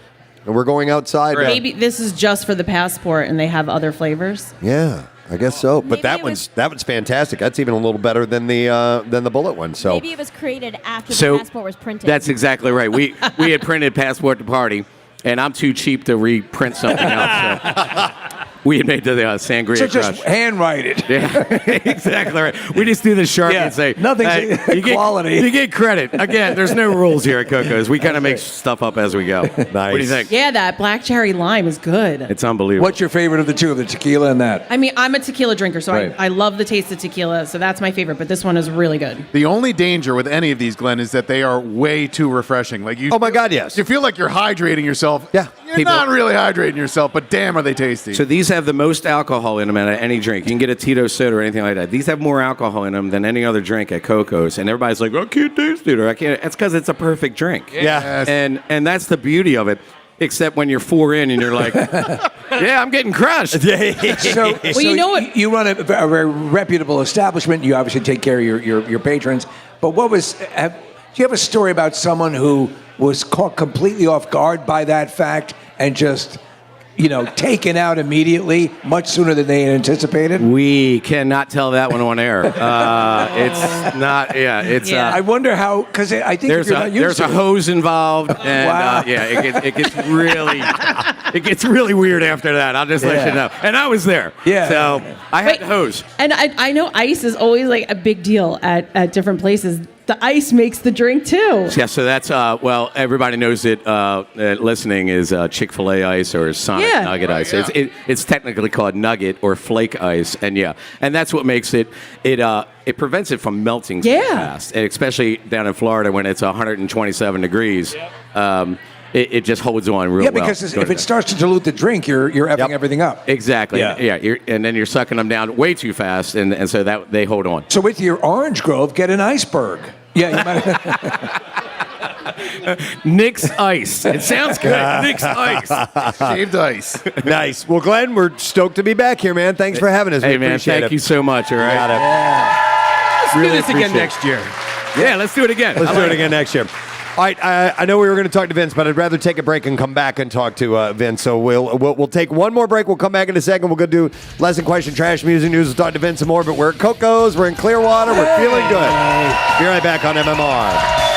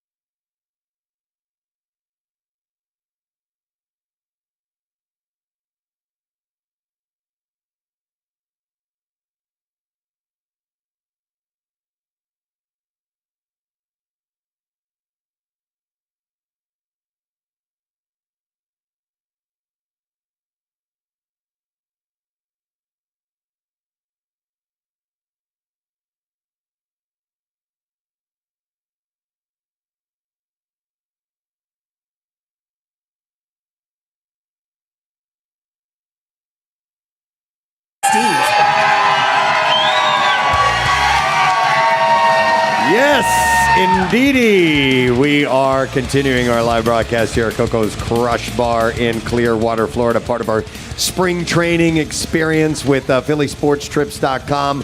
One for the ages, man. A great time all the way around. You know, so it from last year, dramatically so. Yep, agreed. So, for the day, and then go on about our. I'm sorry, I'm distracted. We're going to be doing music news in a moment. I lost my internet connection, and I can't do it without it. Oh no! I still have mine. If you need. Yeah, I don't. Well, no, I can't do it on yours because I have. Anyway, it would be too difficult to explain right now, and it doesn't really matter. You don't need to know. See what you can do while we get through Hollywood Trash. I'm working on it, but let's do our lesson question. Could pose that question, Nick. I like this one. How long has Tim Burton's career been? Not really. How long? On the show today.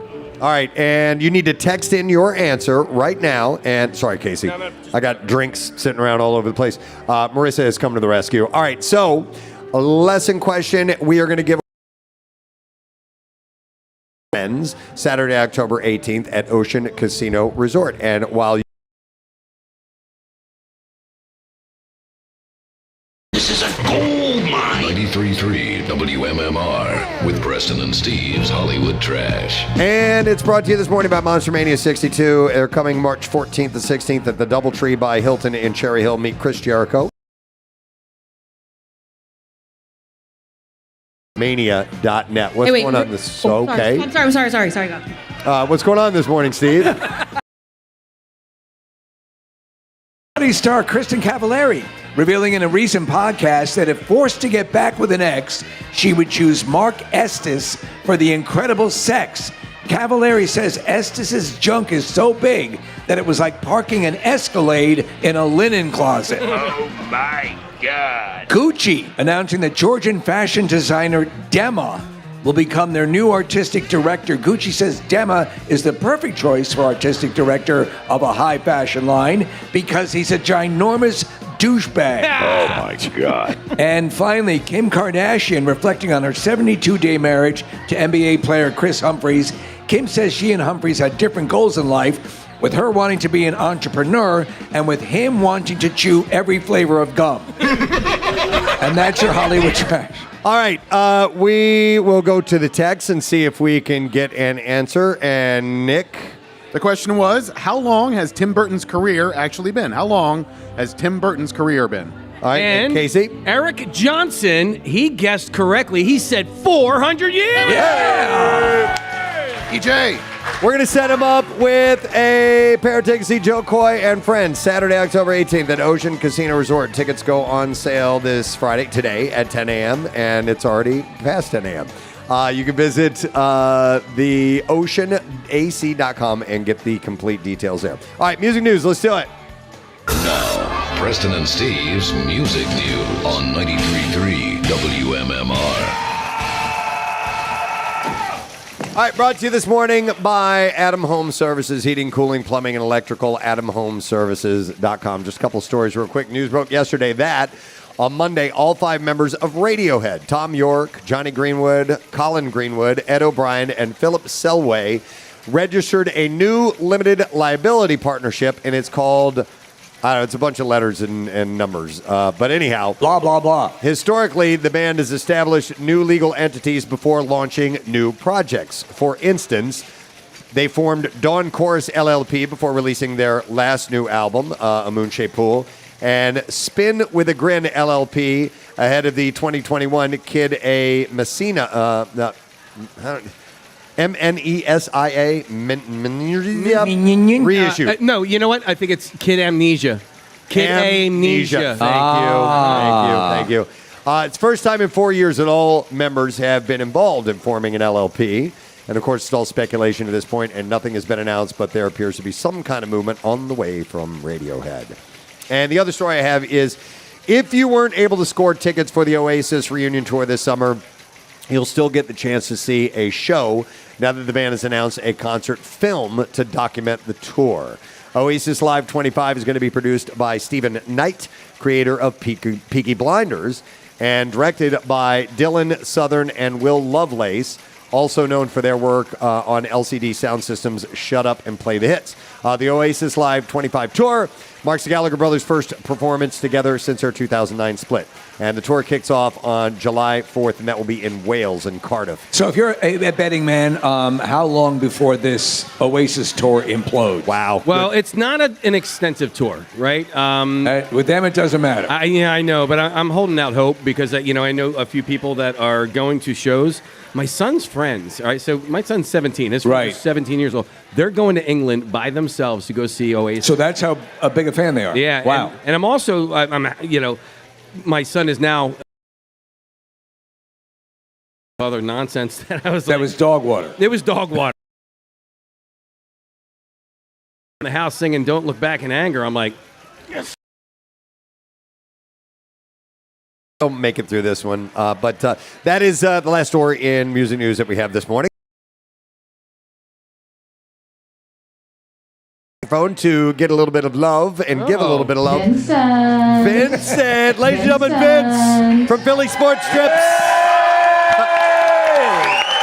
What's up, guys? Is here. How we doing, Vince? Feeling awesome. This is amazing, guys. You think about 12 months ago, and then we look around, and Glenn was right. Bigger tent, guys. Yeah, bigger tent next year. You guys are staying through tomorrow, and then we have another group that comes back on Sunday. So over 300 fans this year, guys, and wow, WMMR, you guys did it. Awesome. Oh, that's terrific. Yes. Listen. This is an absolute compliment to you and your whole team. What you guys provide, for everybody here or everybody that booked through you guys. His trip's not even over. He's already booked for next year. You know what I mean? So, it's awesome to look forward to something, and Preston and Steve logo on next year's trip. So. And I think the beautiful thing about spring training and add more. Yeah. And since we started working with you guys, it's just blown up. So well, you're motivated completely about over delivering. Basically had the chance to sample what you did last year.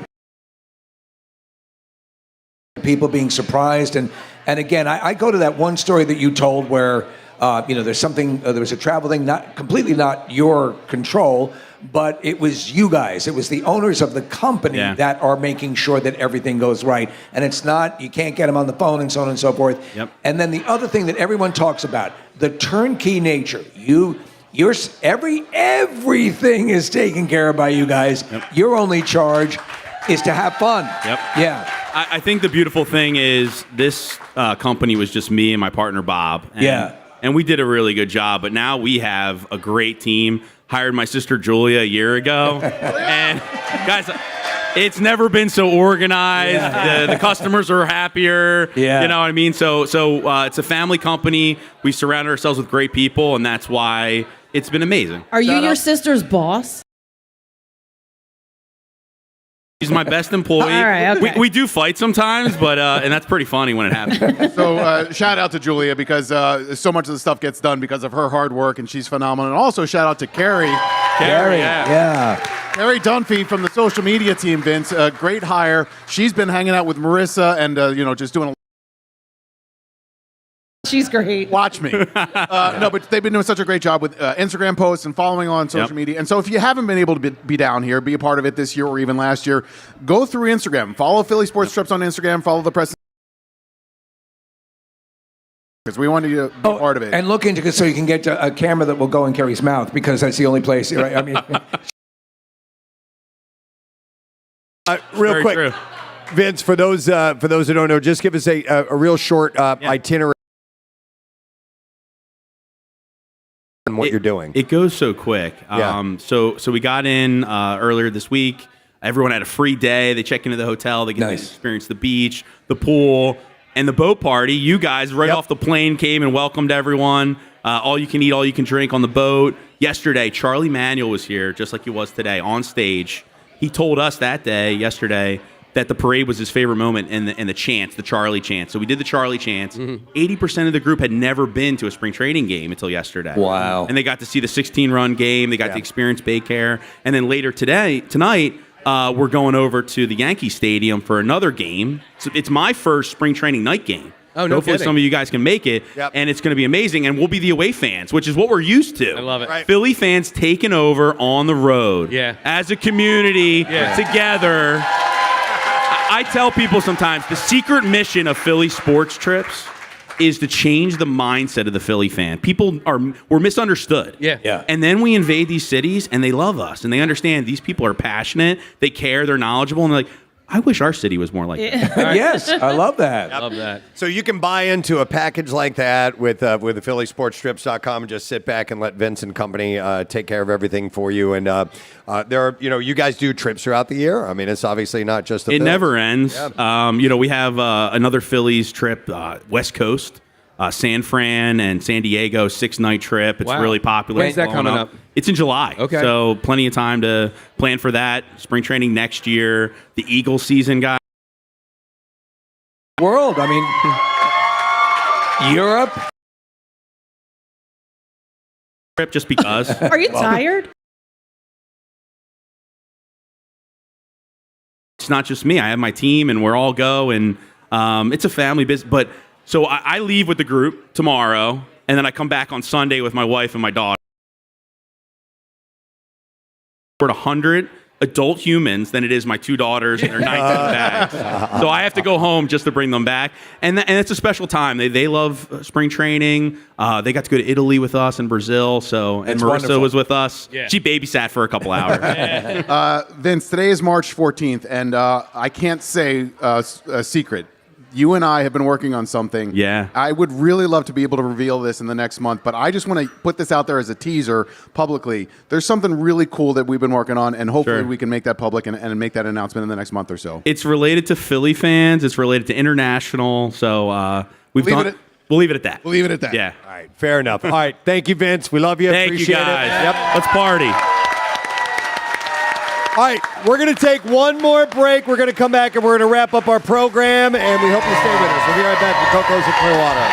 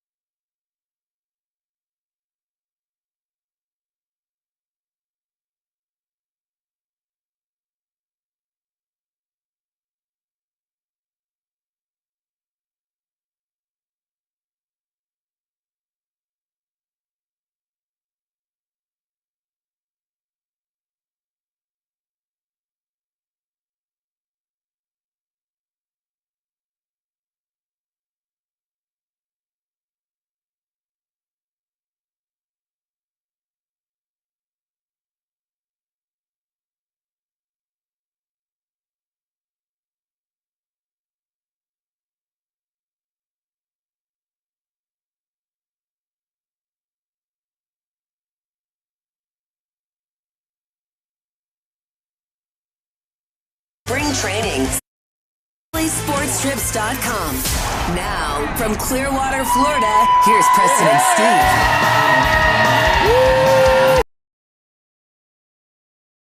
Now, woo mode. Uh-huh.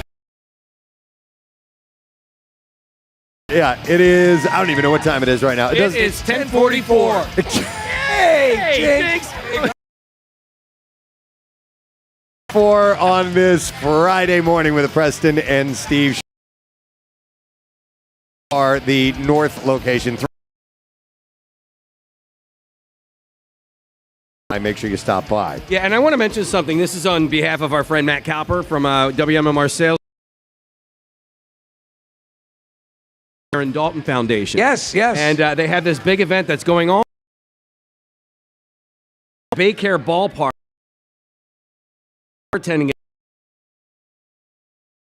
on March 22nd. So yeah, they do that every year, right? Yeah. So it's a week from tomorrow. So if you trips or just on your own, you can purchase tickets today at DarrenDaltonFoundation.org. Engineer Rodney Bird over here. And also our engineer Mike V. Wherever we're doing the show the day before, and they set up all this stuff and they make sure run, then they get here way before we do, super duper early, and make sure that all this stuff runs, and sometimes it does. I mean, it's amazing what they're able to pull together. If you want to see something akin to a shuttle launch, come out to the Camp Out for Hunger. Well, The technology involved there. I had asked Rodney before, I knew air if I don't. Yeah, that's. We need to thank Nick so much of what we did Wednesday, Thursday, Friday. And I know that a lot of that coordination is through Vince and Julie and the whole team at Philly Sports Trips. But Nick is that correspondent that goes in between. Like, I know it's a lot. I mean, yeah. We ask us to pay you. Right, yeah. No, but it is. It makes it effortless for us. And, we do appreciate it. That's a good point, Case. I would absolutely.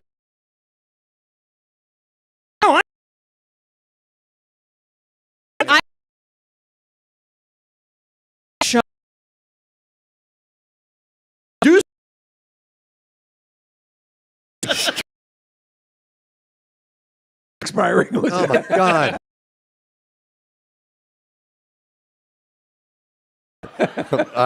So anyway, thank you for doing all that, Nick. Absolutely. So we'll have to get the letter of the day to give the Word of the Week prize. I haven't even asked back in the studio. Thank you to Jason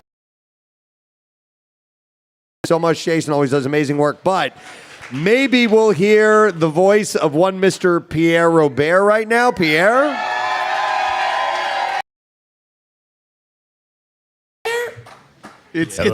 Oh, there it is. There he is. Hi, Pierre. How you doing, buddy? Excellent. What a fun show. I've not been there, but you guys are describing it. I feel like I'm there, which is the most pleasant day. I mean, it's not awful, but it's what's your temperatures down there? Today. Are you kidding? Wow. So I mean, it's a little nippy. You've had. Bring you back to your days in the majors? I remember, chewing tobacco and spitting. Others do. As right.